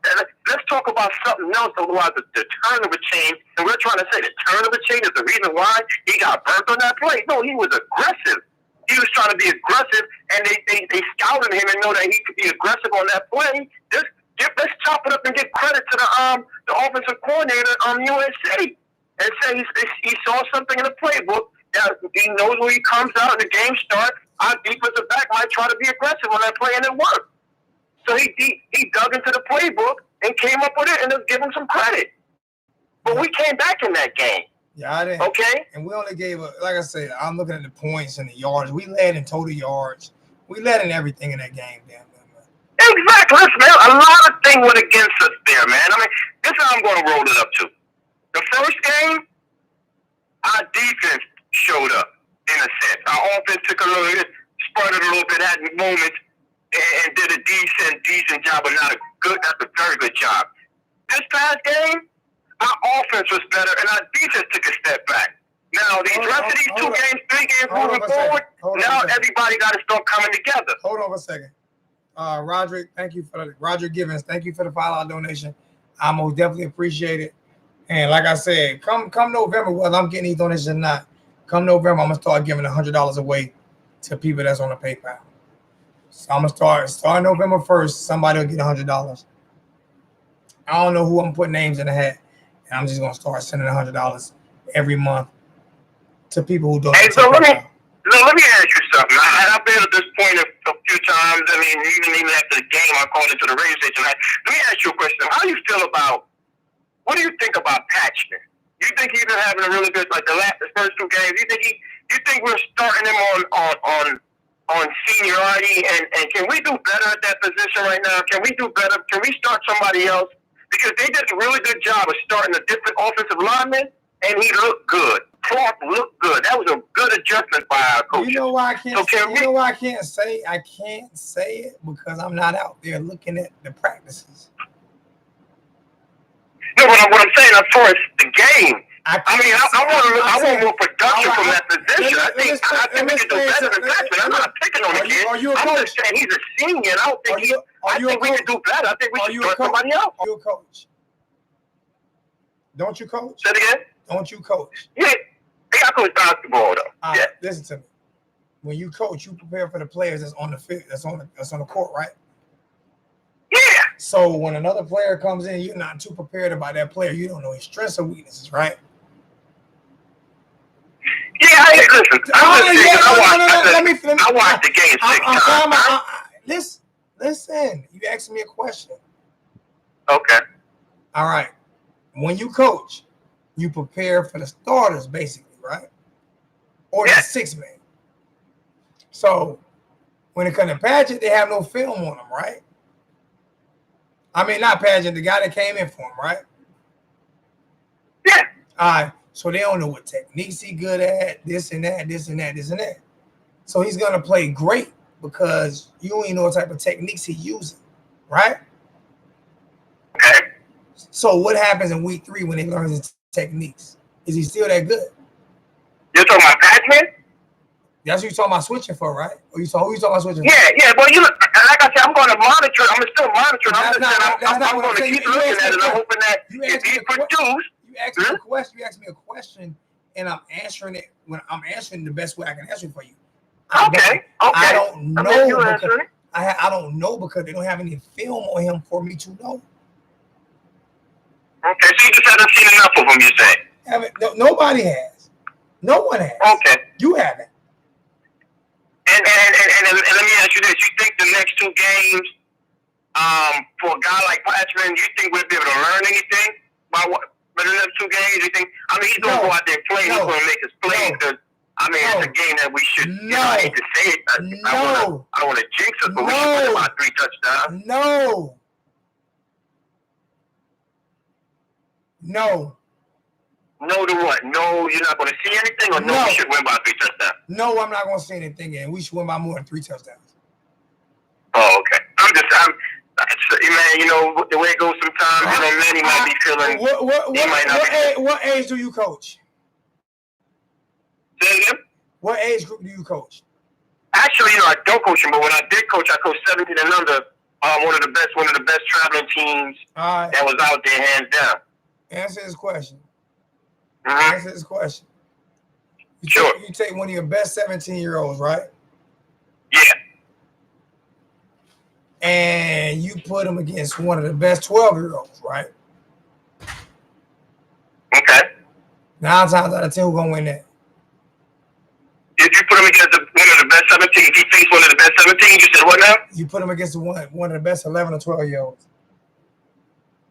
Oh, he's gonna dominate that type of play because he's a kid that was being recruited by at least 15. We're playing 10 to 15 ID1. We're playing Bethune-Cookman.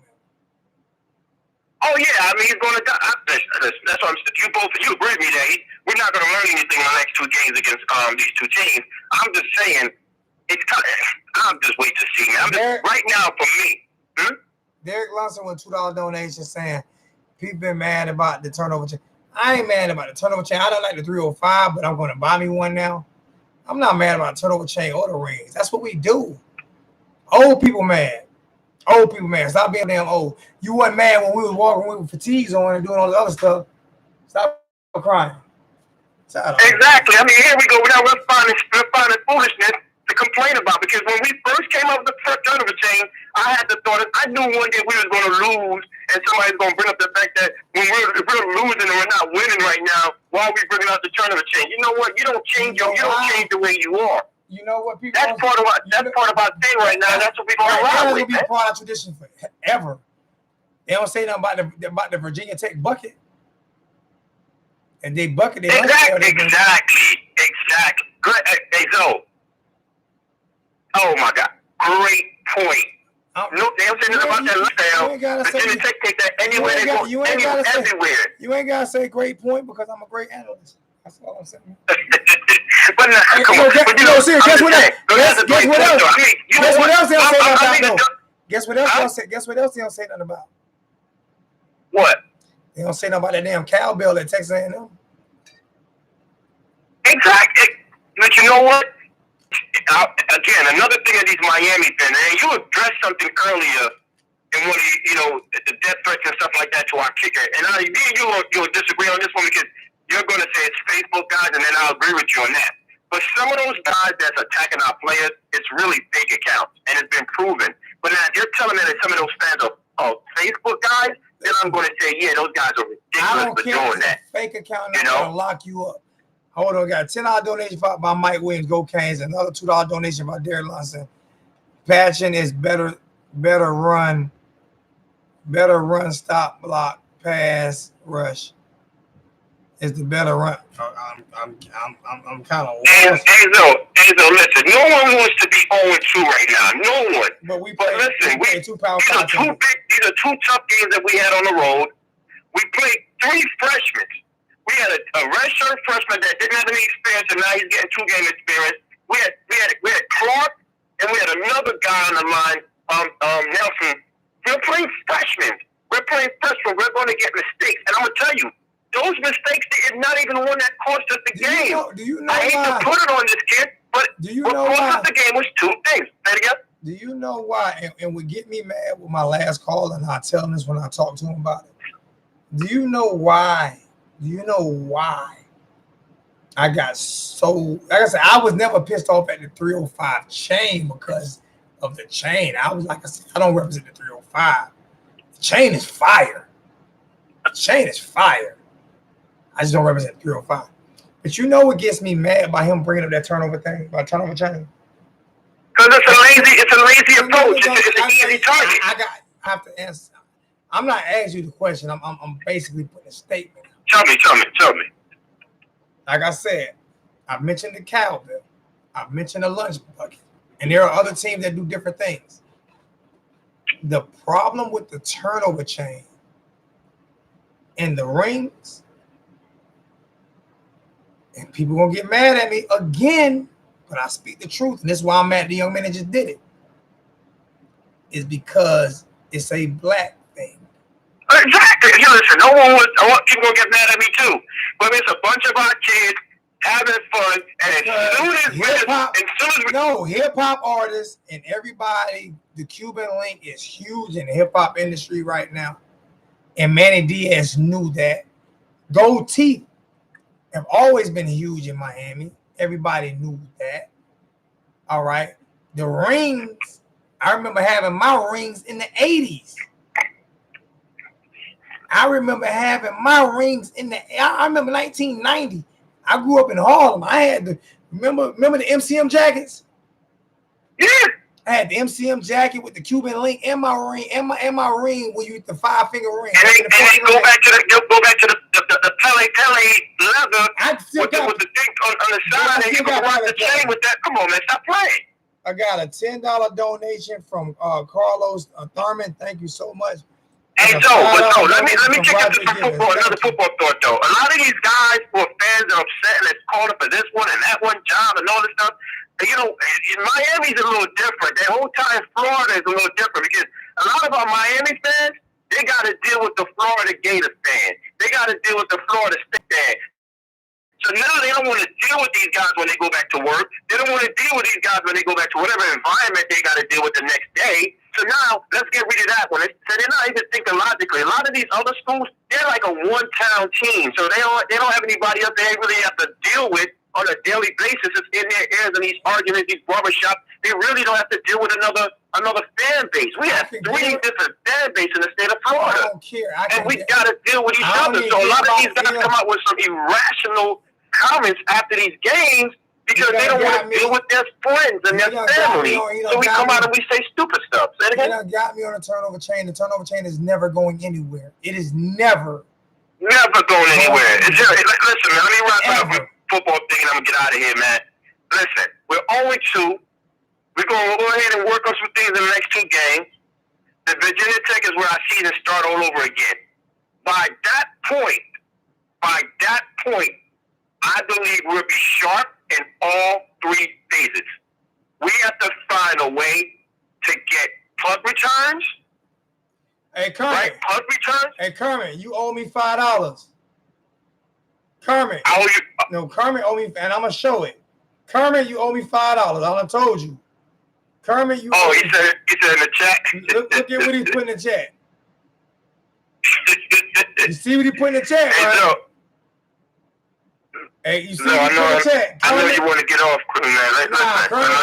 Kermit owe me $5. Kermit, you owe me $5. I need that tip to my PayPal. You owe me $5. I done told you. That's $10. You owe me $10. Now, next time I'm putting you on mute. Hey, Bethune-Cookman is going to have a bunch of local kids and on their teams. There's going to be a bunch of fans from Miami at that game, regardless. It's going to be guys that coming to see their cousins and their sons and their nephews because they have to come support Bethune-Cookman because they're playing. But a lot of those guys is really Miami fans. A lot of them is going to be Miami fans. So they're going to get a 2-for-1 there. They're going to get a 2-for-1. They got to put on the Bethune-Cookman T-shirt, but they're really Miami fan in heart. But they have to support their family members. You know what I'm saying? As long as we sell out, I'm good. No, we show. At first, I was so upset and I was so disappointed. But I watched the game 6 times because I wanted to see certain things. I wanted to see certain breakdowns. You watched it what? Say it again? You watched it 6 times? I watched it 6 times, bro. I watched it 6 times. And I wanted to see, before I overreact, before I continue, listen. We're just going to keep building, keep getting our wide receivers open, keep getting our tight ends. Our tight end right now is the number 1 tight end in the country. Are you married? Are you married? Who, me?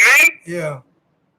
No, I ain't married. I wouldn't be able to travel like I do if I was married. No. Girlfriend? Say it again? Girlfriend?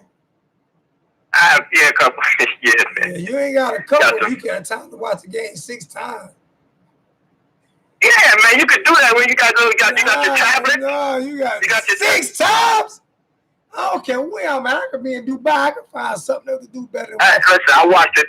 You know I'm a diehard, man. You know I'm a diehard. I'm diehard too. I could have been in Dubai on my way to Dubai. Nah, I watched it 6 times, man. I watched it, obviously, the first time the game was on, and then 5 times after that. I watched it 6 times. I could have found something better to do. No, you know why, man? I want to see that I'm not overreacting. I wanted to see the line play. Time out. That is a cuss word. You cannot say that word. You can't go in a meeting at your job and say PU5 in a meeting in your job. You can't say that. You cannot go in a meeting in your job and say that. If you if you were in your break room and you call somebody P5, you would be fired. Who did he say that to? Who he said? What player he called? I don't know who he said it to, but that's a cuss word. Oh, okay. Well, anyway, you know what? These fans are overreacting because they got come on, dog. Current my dog. I'm just saying I gave all y'all 2 week notice that if y'all go to Curzon, it's a $5 fine. Cause I'm trying to make some money. Plus I'm trying to do better. Anyway, it ain't like I'm gonna block you from the channel if you don't donate the $5. I'm not gonna block you. I'm just gonna ride you every time. Every time you say something, I'm gonna ride you. I ain't blocking you. But we have been talking about this for like 2 weeks now, right? Yeah, I mean, it's been really good. It's been cleaned up. I mean, some people every now and then you make a few mistakes, and because if you're passionate about something, somebody to say something stupid. Only time I've made some mistake was Canes After Dark. But I told you Canes After Dark is different. But the last question, though. That's the question. You're gonna tell me to get off the phone here, boy. I ain't gonna take you off the phone. I'm just gonna hang up. I'm gonna hang up. Question. Hold the After Dark show. After Dark show, right? That you're gonna allow occurs, right? Yeah, I do allow. At the end of the day. Wait. At the end of the day, once we're done with the show and it's on YouTube, it could be replayed 1,000 times. So somebody would play it in the daytime. They're not going to always remember that. I put live After Dark though. True. Very true. I told you. I knew you were going to come up with something. I knew you were going to come up with an answer. Anyway, so let me get up out of here, man. I just wanted to make that point. Did he feel the same way about the kids trying to get the turnover chain on 4th and 17? Because if that's the case, we would have covered the sticks and we were trying to get the pick. So his point was terrible. The teams trying to pick on the kid. Stop picking on our kid and get behind our kid. Jamaica Canaan, man. I'm out, man. We'll talk, Joe. Keep talking. I'll listen to the rest of the show. And we'll talk another time. All right. Fan base, get behind our guys. We're 0-2, but it's not a big deal. We're going to do our thing. All right, man. Later. You can't give 12 closing comments. Mr. Holloway. Hey, Derek, you can call in after the host one. You can call in after the host one. You're going to be the last caller. I got to call Slim and let him do closing remarks. What's going on, host one? What's good, Joe? How you doing, man? Everything all right with you? Yeah, man, I'm good. I almost died yesterday. What happened? I did my 5-mile hike. Was actually 6-mile hike. And I don't think I had enough potassium or salt in me. And this was the first time I ever had to sit down. We all know you about 48 now. Nah, but no, see, I do it all the time. But this is the first time I didn't drink enough Gatorade. I didn't put. You got to switch the Powerade, man. I don't know what you're doing. Still drinking that Gatorade. No, Gatorade good. But I didn't drink any before I left out. And I was cramping up yesterday afternoon before I even went. I was cramping up at work a little bit. But, I wanted to tough it out. And, man, I had to sit down 3/4 through. And then when I got home, I laid in my bed my whole body cramped up. Bro. It's locked up on you, huh? Yep. That's crazy. So, we 0-2. I haven't had a chance to speak to you since then. What's your mindset towards things? We probably gonna have to do a show either. Probably gonna do we supposed to do them on Sundays now. So we got to make this happen on Sundays now. Oh yeah, our live. Yeah. See, what's happening is the job has me doing football Sundays at what time you work on? What time you work on Thursdays? What time you work on Thursdays? On Thursday? What time you work on Thursdays? 8 p.m. my time. What time is it there right now? What time is it there right now? Where you at? Yeah. You keep breaking up. You ain't got no good connection in North Dakota. Yeah, 6 p.m. 6 p.m. All right, so we can do it tomorrow. We can do it tomorrow. At least do an hour. Absolutely. I'm down with that. All right. And I don't know. First off, I don't appreciate you not responding to me asking to the stuff that I deserve, to the stuff that I earned, to the stuff that I work hard for, to the stuff that I work hard for, to the stuff that I've been asking for. I don't appreciate you going the other night and going to get a hat and putting it on. I don't appreciate none of that. Okay, I want my stuff. And if I don't get my stuff next time I see you, well, you're too young, so I can't beat you up. But I promise you, you seen Harlem Nights. You seen the movie Harlem Nights? Have you seen the movie? You know, shoot me on my toe. I'm taking your pinky toe all the way off. I'm taking it off. I'm taking it off.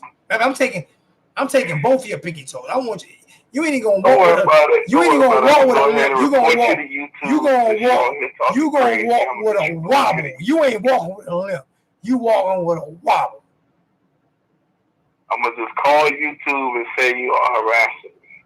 I ain't harass you. I'm gonna call. I'm gonna go back and show all the footage. All of it. I want my stuff.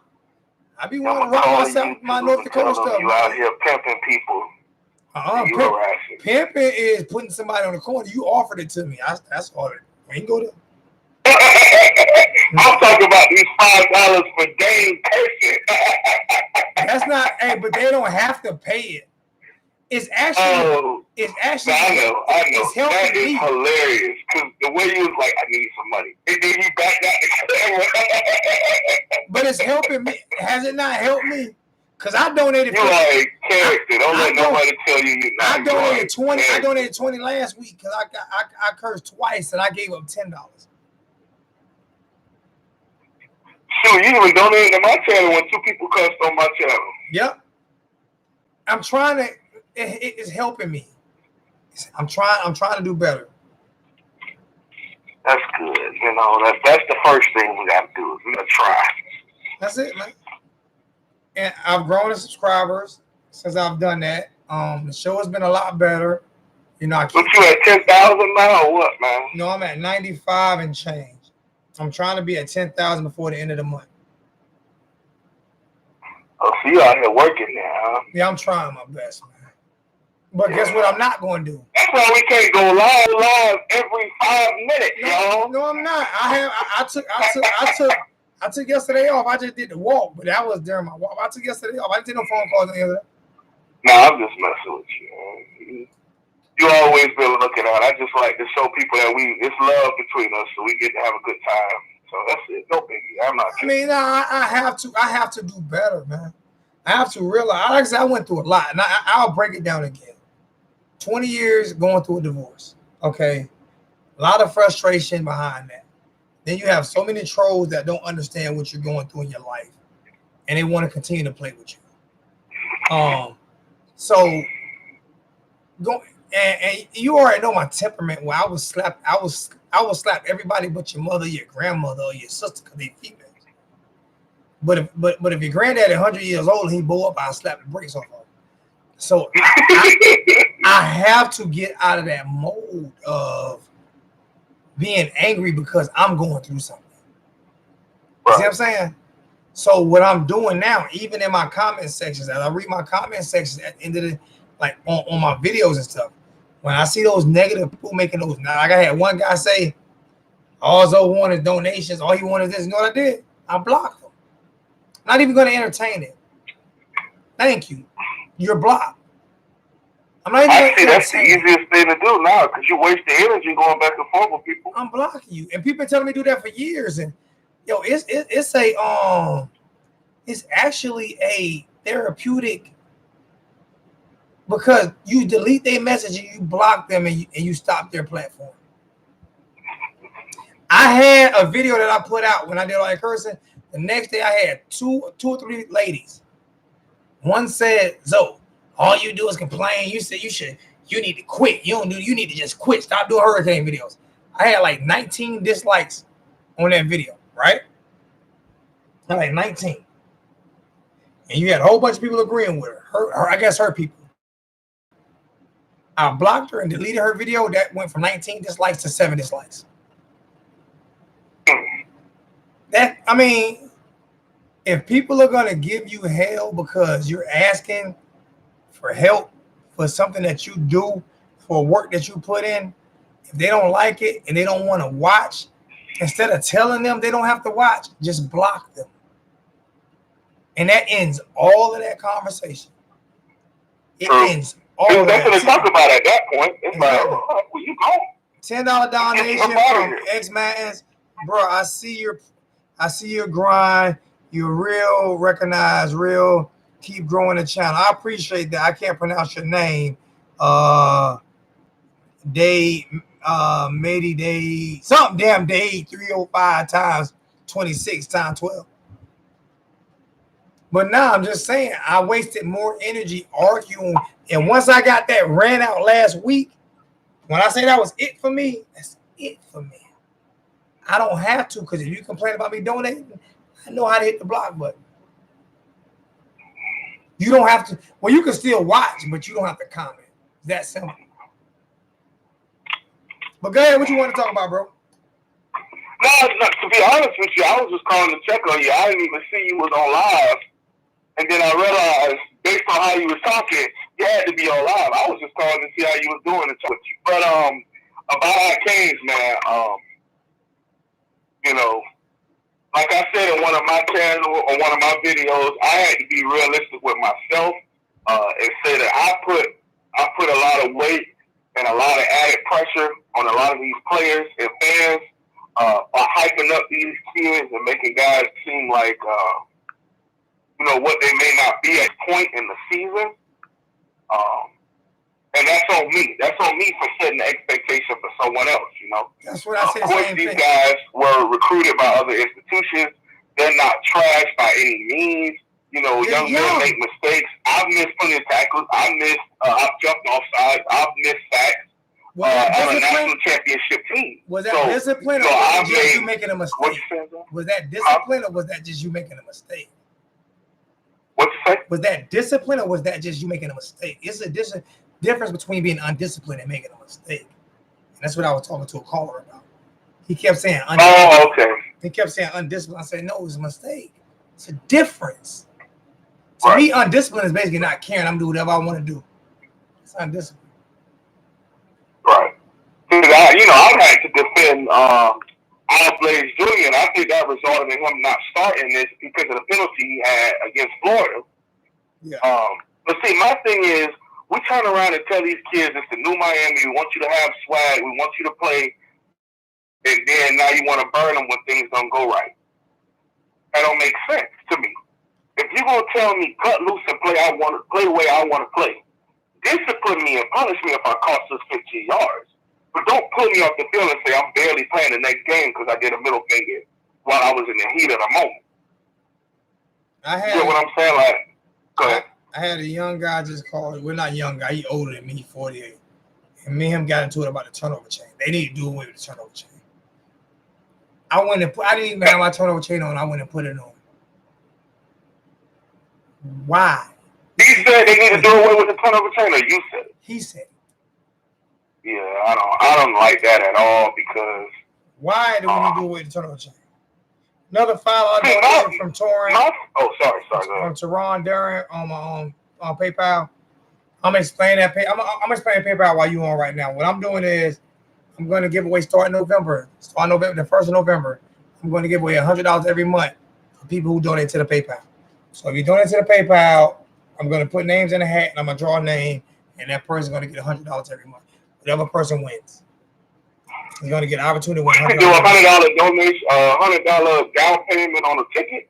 No, to a game, to a home game? No, I'm giving away $100 cash every month. I'm giving away $100. I want to get up to $500 a month, but I'm giving away $100 cash every month for people who sign up for the PayPal and donate to the PayPal. I'm going to look at whoever donated that month. I'm putting those names in the hat, and I'm going to pull the name out, and whoever wins that will get $100 every month. Whoever wins, I want to get to the point where I can give 5 people $100 every month.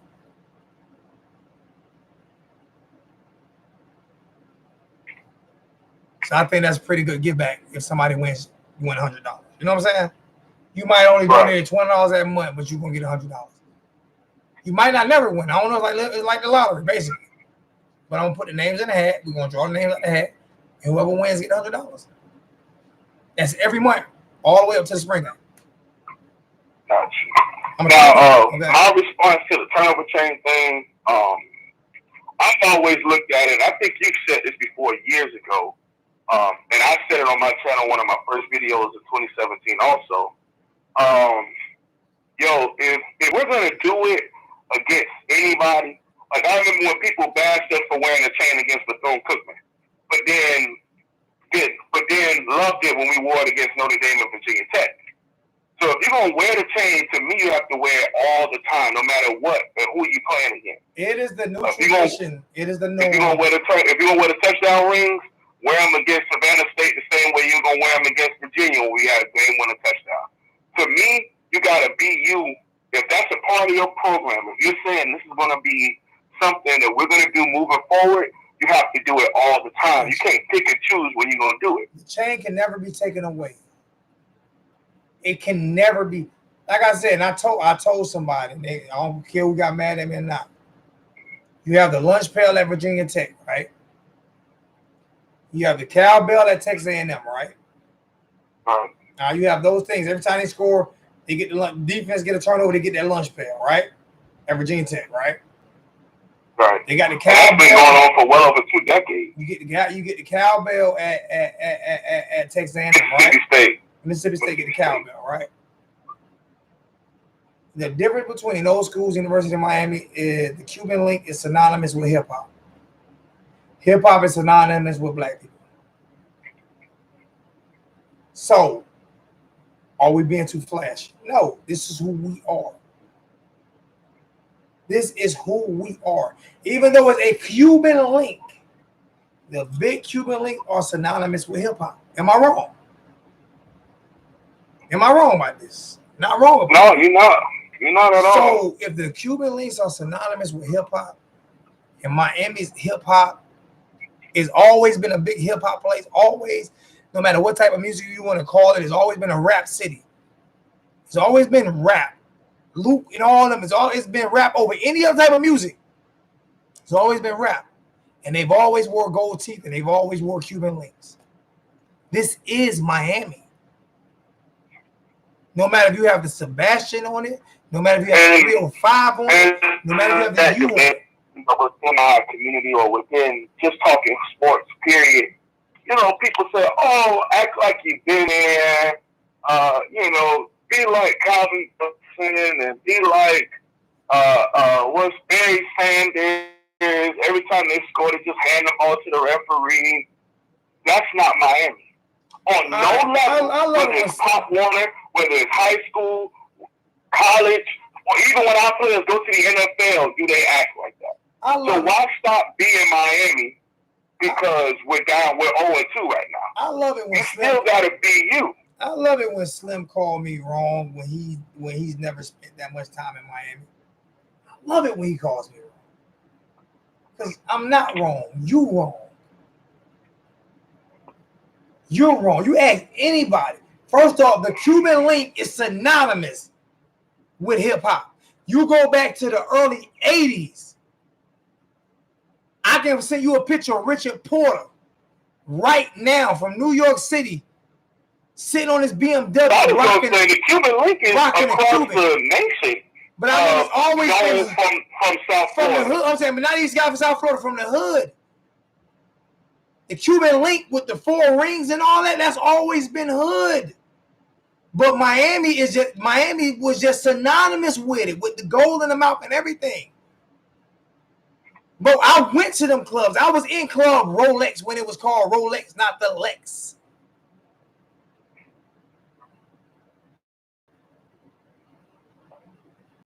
So you wrong.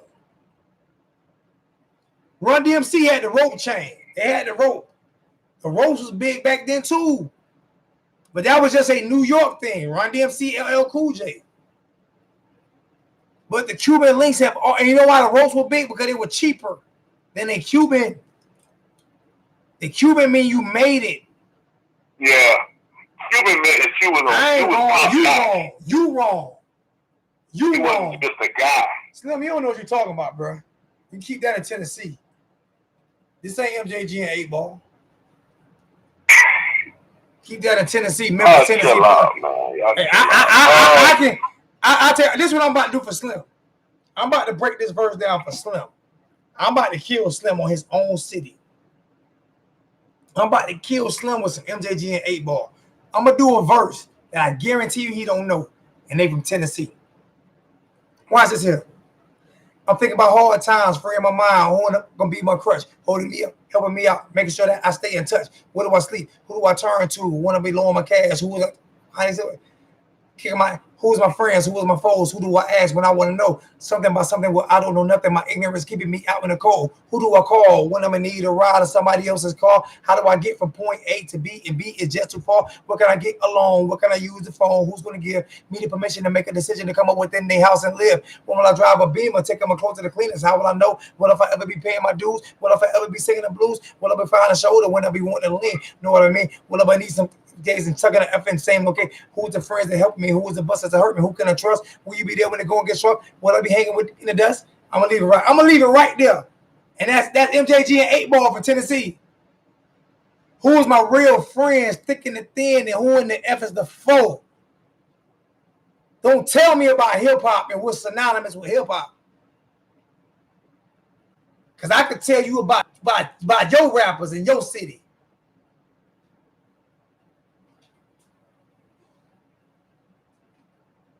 Period. When I talk about it, put a stamp on it. It is what it is.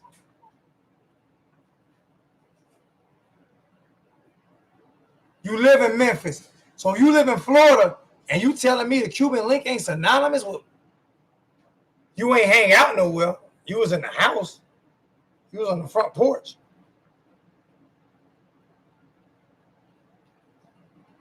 Holloway, how long you lived in Miami? 18 years before I moved to North Dakota. Was I spent every summer and Christmas break there. So I mean, was the Cuban link big in Miami? Absolutely, from day one. I mean, of course, you had the little chokers and the small chains, but they were still Cuban. The Cuban, but if you knew somebody that was balling, if they was top notch, and they had on a real Cuban, and it's not just by the beach. So let's get that understood too. That ain't just the beach. It was the hood. This was the hood. Dunks. And riding dunks. Deuce and a quarter. Delta 88s. Huh? I was one of the first people when I was making my money. I know you too young, but I bet you remember these days because you was young and you was probably watching us do it. Remember back in the days when we had when the Suburban first came out, bro.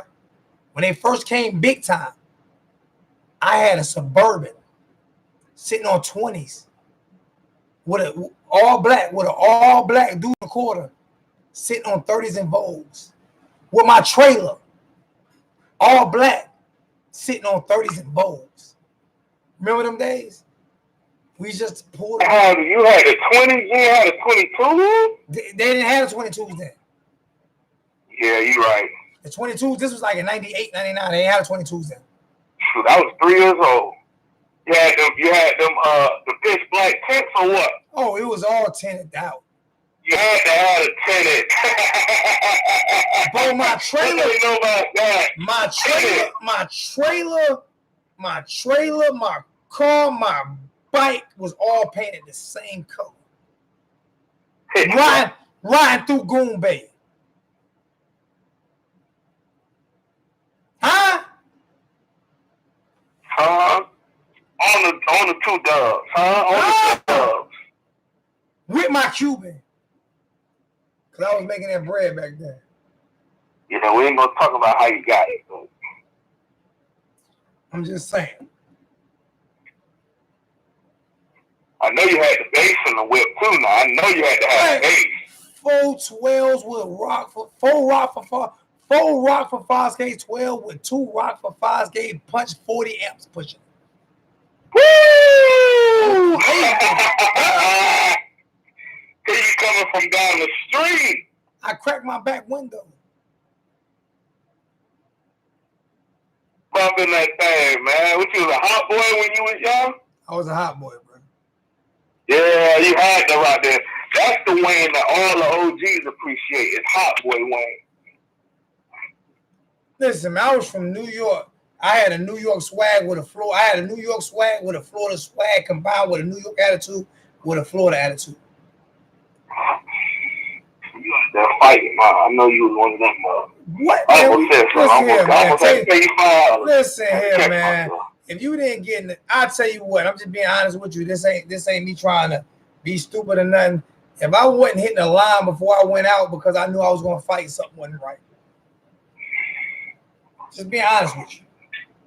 Right. So don't tell me what's synonymous with Florida or New York. That's what you going to, unless you born and raised in Florida, like really in them streets like that. I was in them streets like that for real. So I know what this means to these kids in Miami. I had 8 to the bottom. I had 4 to the top, bottom, and 8 to the top. I still got 4 to the bottom, sitting right upstairs.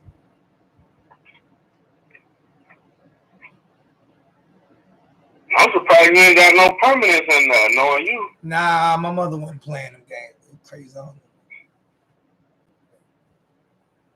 But there was enough to be permanent. I still got them. I have like 20 years. I still got 4 to the bottom. They real, they just not.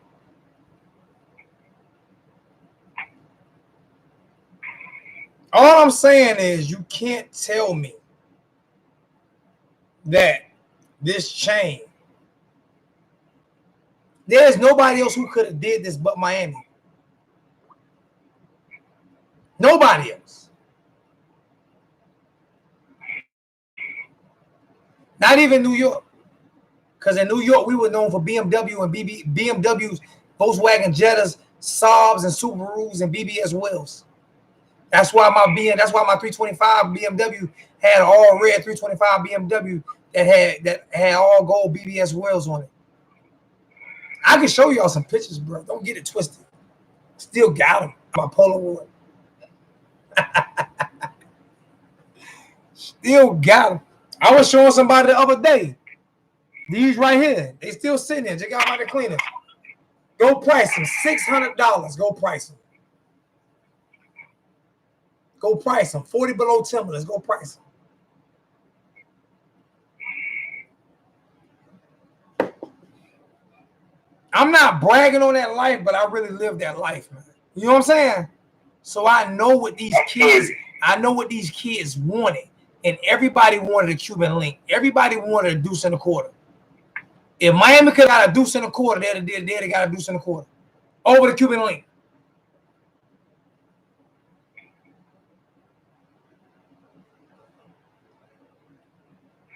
Wish we could do that, huh? Huh? Wish we could do that. Like I said, I was up in club. But before I head over here, I did a live on the mindset moving forward. Just talking about the players and just having to deal with what we went through 0-2.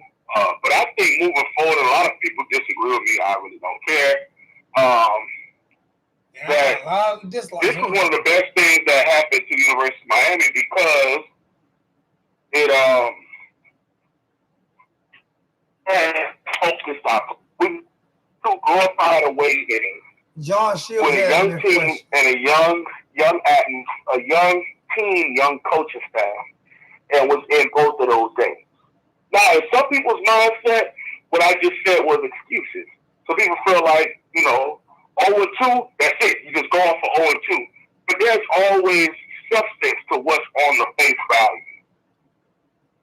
There's always a reason why things happen. There's always a bigger picture that everybody may not be looking at.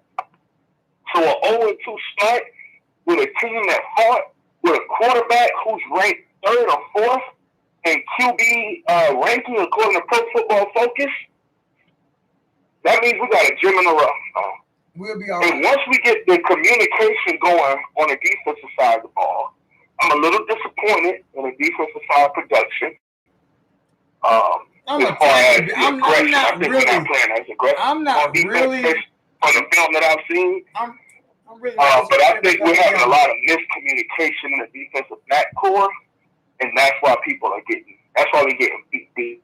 We're young. We're young, and we don't have the same. We don't have Jared Willis up front and Jackson up front anymore. But But I think that they're not letting these guys play the way they let Gerald Willis, Joe Jackson. They let them play. You just got to be. I can let you play like Ray Lewis. I don't mean you Ray Lewis. I can let you play like. I can let you play like Deion Sanders. I don't mean Ed Reed. I don't mean you Deion and Ed Reed. Gerald Willis was. No, what I'm saying is from what I'm Gerald saying, for 4 as far years, as letting the front four get after. They do. They just can't do it. Remember when Gerald? They're not flying off the ball like they telling me Kendrick Norton could fly off the ball faster than Pat Bethel. Think about it. When Gerald got hurt last year and then played the last couple games, what happened to our defensive line? I hear what you're saying. I'm just saying they're not as talented. Saying is, John Gardner is just the same guy that was making all these plays last year. You know why? I haven't seen him yet. You know why? Because Gerald was taking double teams. John was getting single. That's why. That's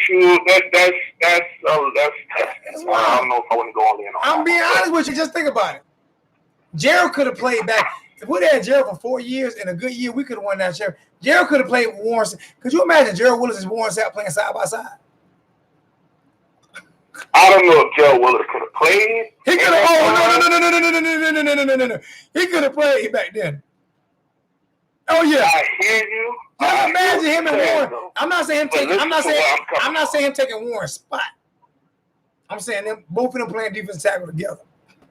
I think he probably could have played next to Vince in the early 2000s. Bro, I don't know if he could have been able to play on those 90s. I think he could have because I don't know about that. He had the size. He had the size and the strength. Him and Warren might have been about the same size.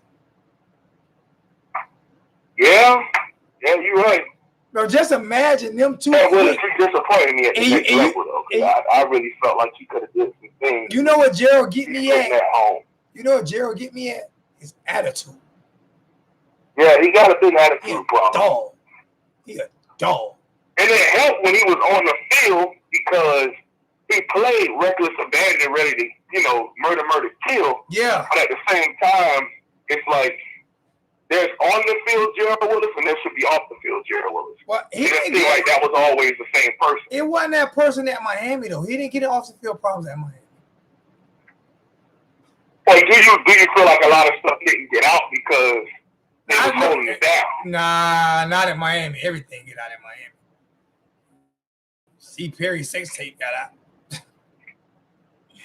You see everything get out at Miami. Hey, let me kind of get you off, man. I got to answer John Shields' number. John Shields call, and I'm gonna call back Slim Shady Kane so I can get done with this, man. I love you, my brother. Thank you so much for calling, man. All right, no problem. We'll do something tomorrow. Just hit me up early. Let me know what time you want to do it. All right. Hey, John, you asked me a question. Why do black people wear grills? Same thing like why we like Cadillacs and stuff back in the days. We grew up with nothing. We grew up in neighborhoods, so we wanted to be flashy. We grew up in poor neighborhoods, and we didn't grow up with a lot. So to make it made us feel better about ourselves. It's almost like asking the same question of why did emperors and people in the pharaohs and everything in Egypt get buried with their gold? You know what I'm saying? It's almost that type of same question.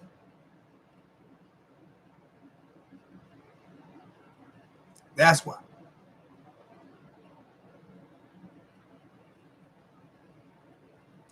Well, I guess you'll be blocked right now. I use it from the channel. I'm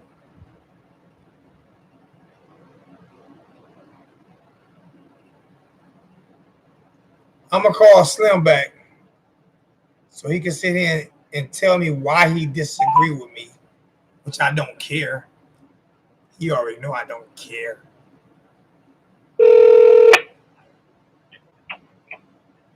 What up? Why you disagree with me? Tell me why. Because, man, by my day, that shit was gone. No, it wasn't. You have to figure you a lot older than the rest of us. You about 4 days older than dirt. No, it's not. It was because it's still going down there. Everybody's still rocking it. Everybody still. You don't see Dunk By Master. the 80s, it was on the rope chains. By the 90s, it was on to something else. By the 2000s, it was on to something else. By the 90s, back. time out. By the 90s on through, it's been Cubans ever since. It's been Cubans ever since. Every since to today, to hip hop right now today, it's about Cubans. You go watch any hip hop video, anything, they rocking Cuban links. Yeah, they're coming back today. And I know what I'm saying. It's been like that. It's never stopped.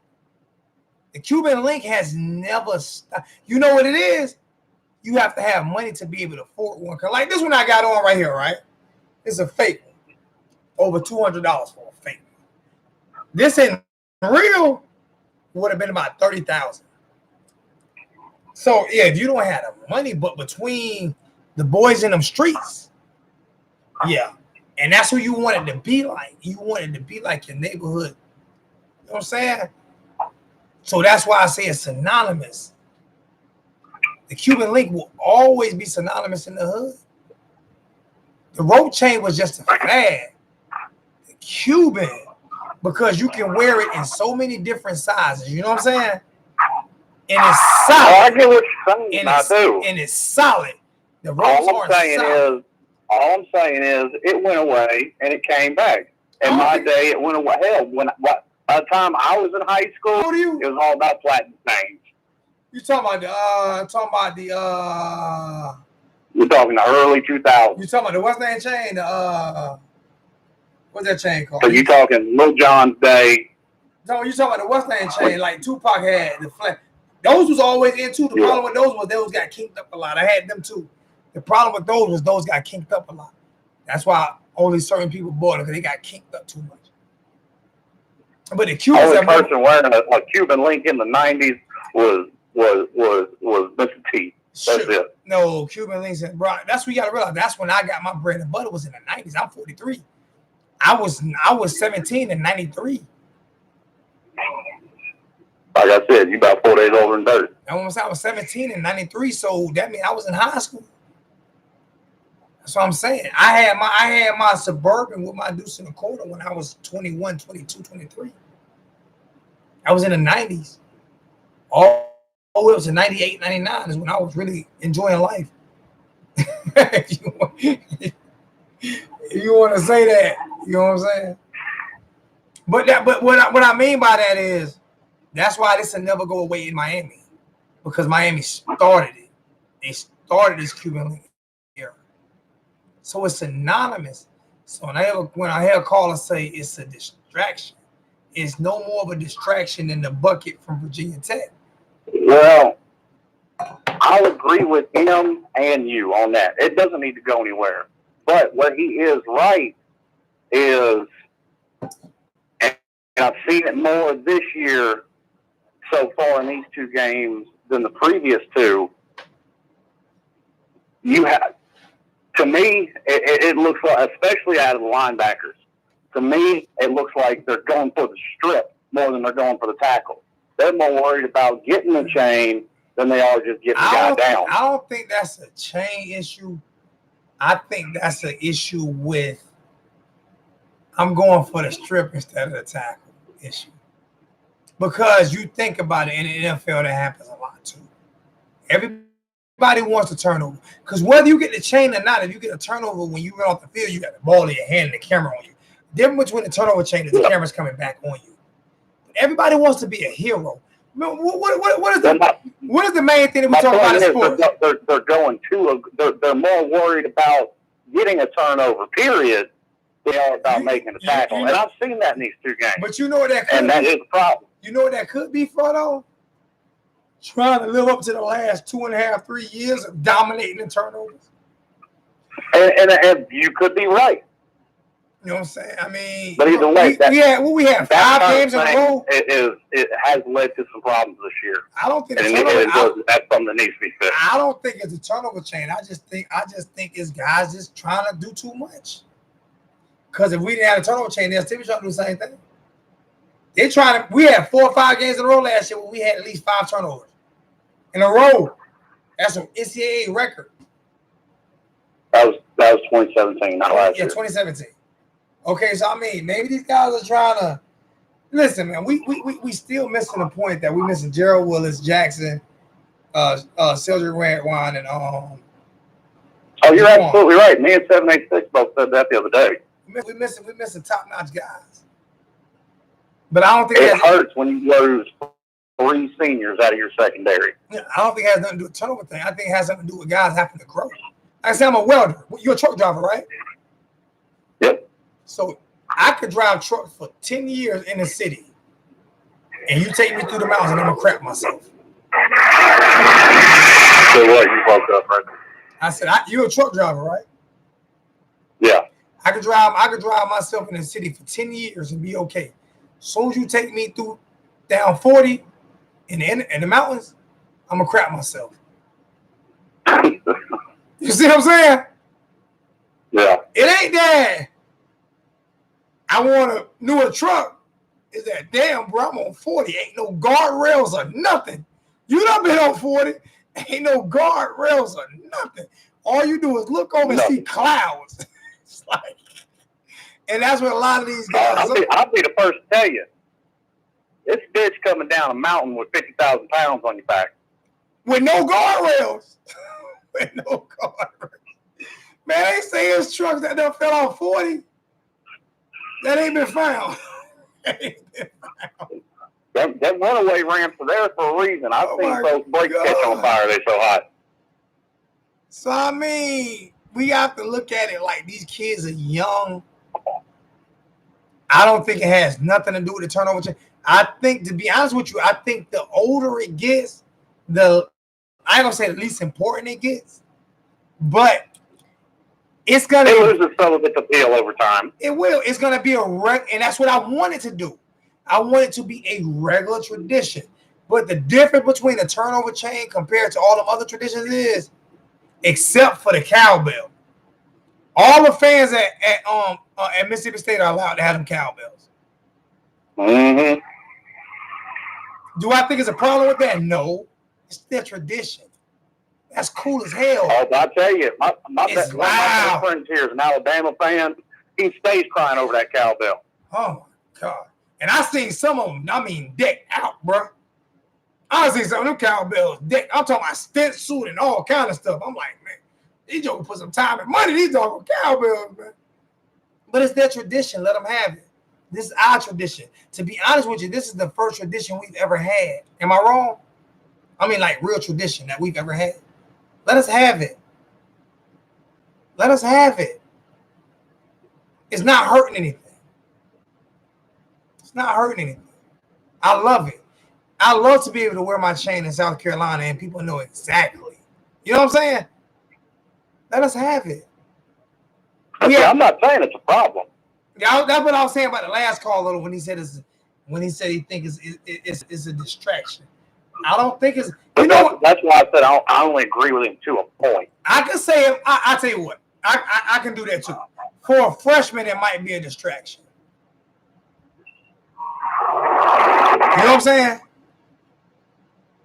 It could be a distraction for a freshman.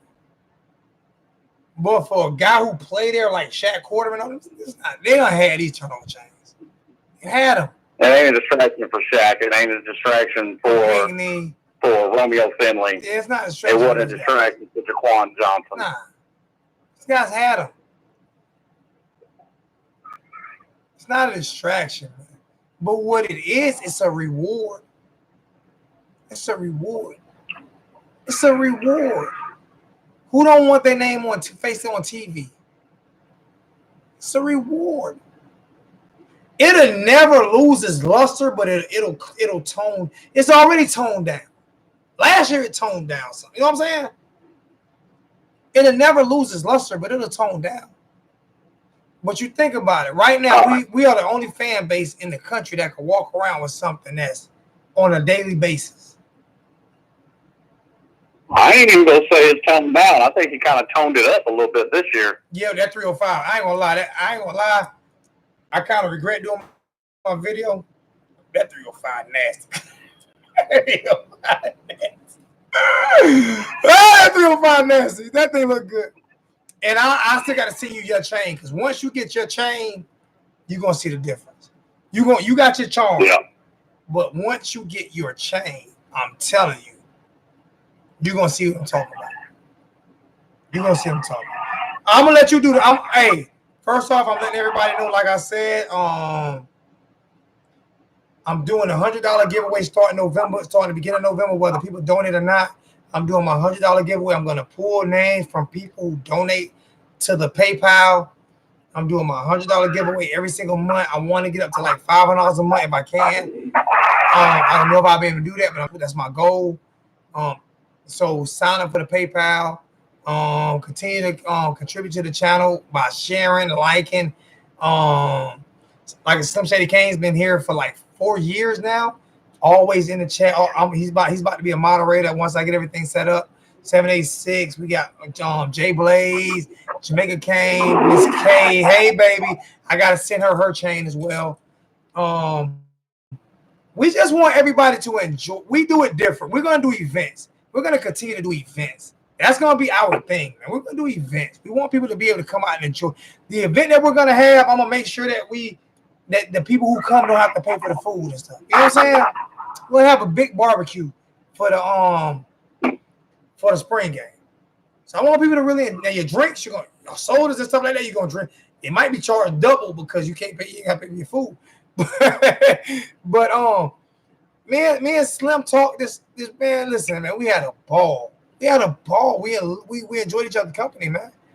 And that's all we want for every one of us to do as 1219 family is sit back and be able to sit back and talk and chill and just enjoy each other's company, whether we agree or disagree. Just do it respectfully. That's why I said now the block button and the mute button is on.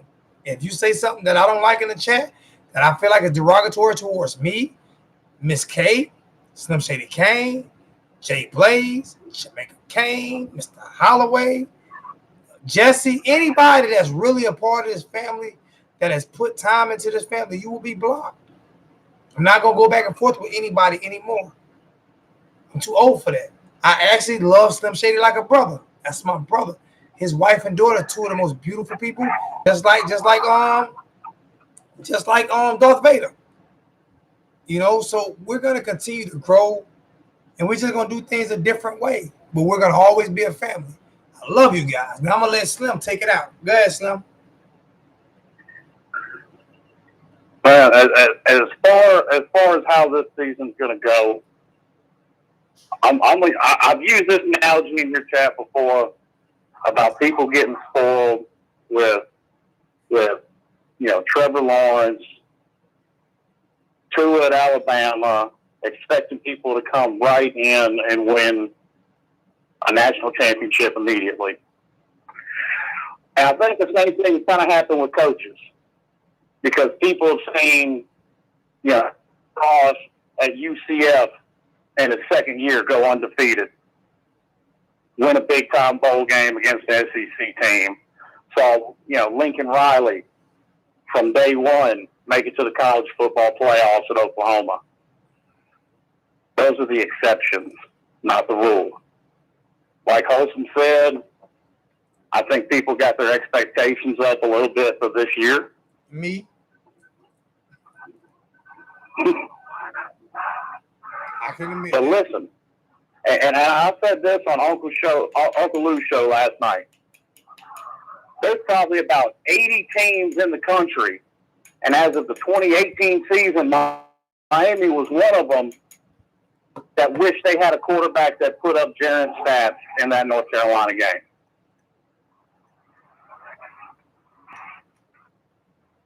People forget in the Duke game, the Virginia game, we would have loved to have a quarterback throw for 310 yards. We wouldn't have lost those games. No. Not even close. Yep.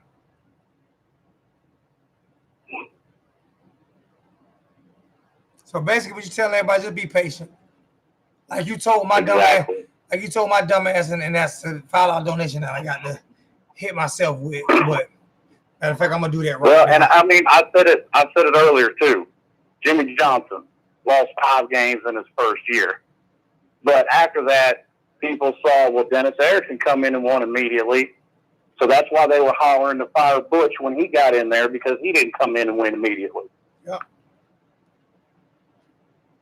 It takes time. Hell, Nick Saban is going to go down as one of the greatest college football coaches of all time. Took him 3 years to rebuild Alabama. Hell, so you're in South Carolina. How many people were hollering to fire Dabo when he lost to South Carolina 5 years in a row? Exactly.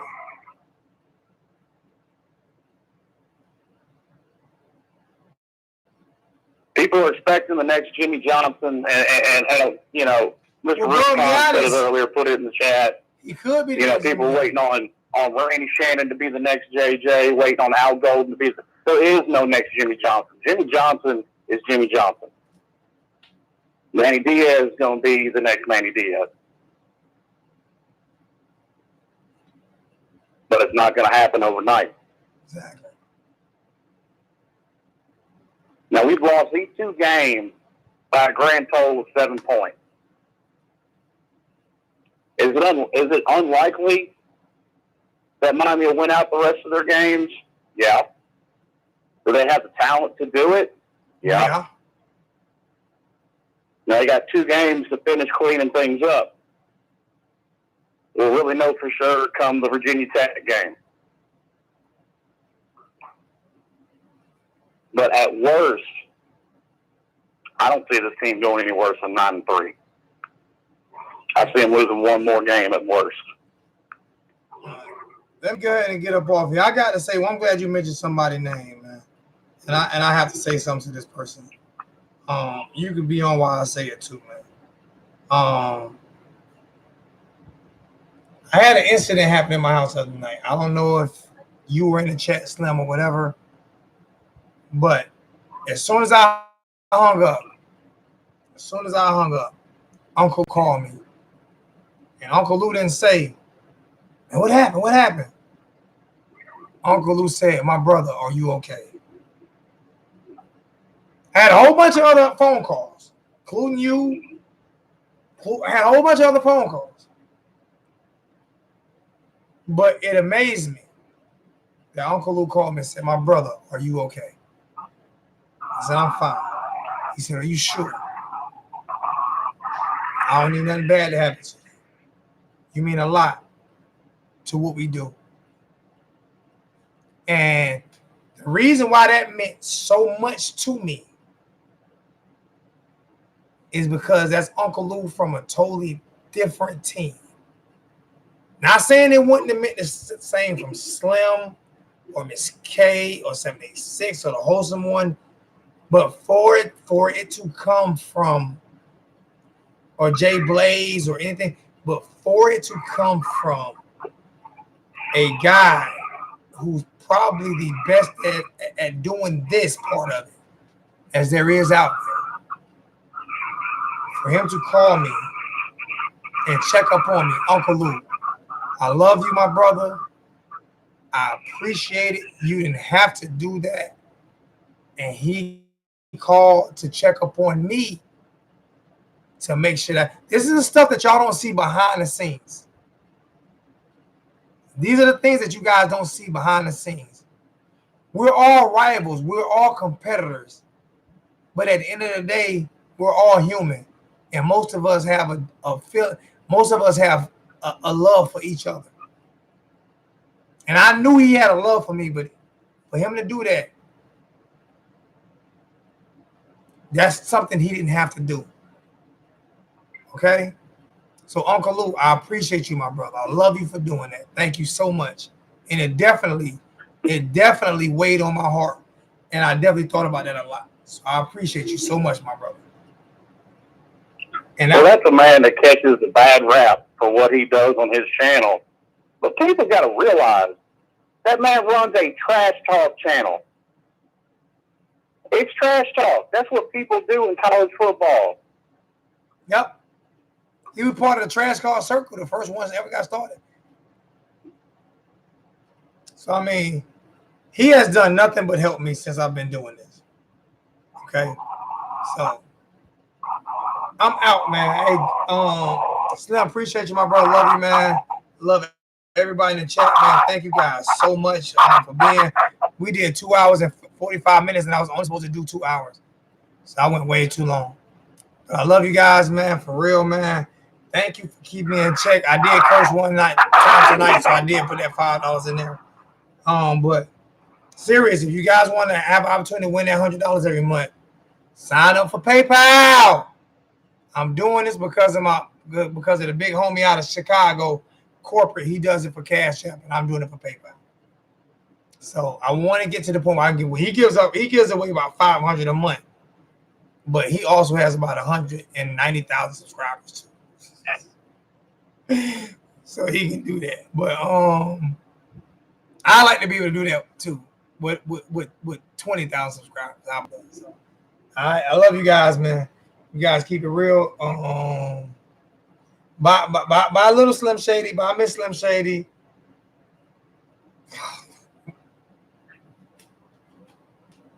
See how you can't get nobody no love, and then they still curse you out at the end of the show.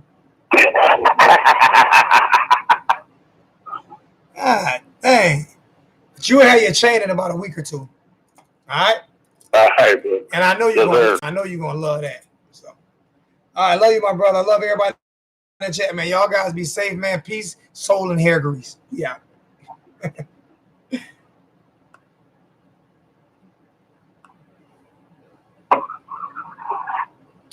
Let me in. Hey, Slim, I think we got a good thing going, man.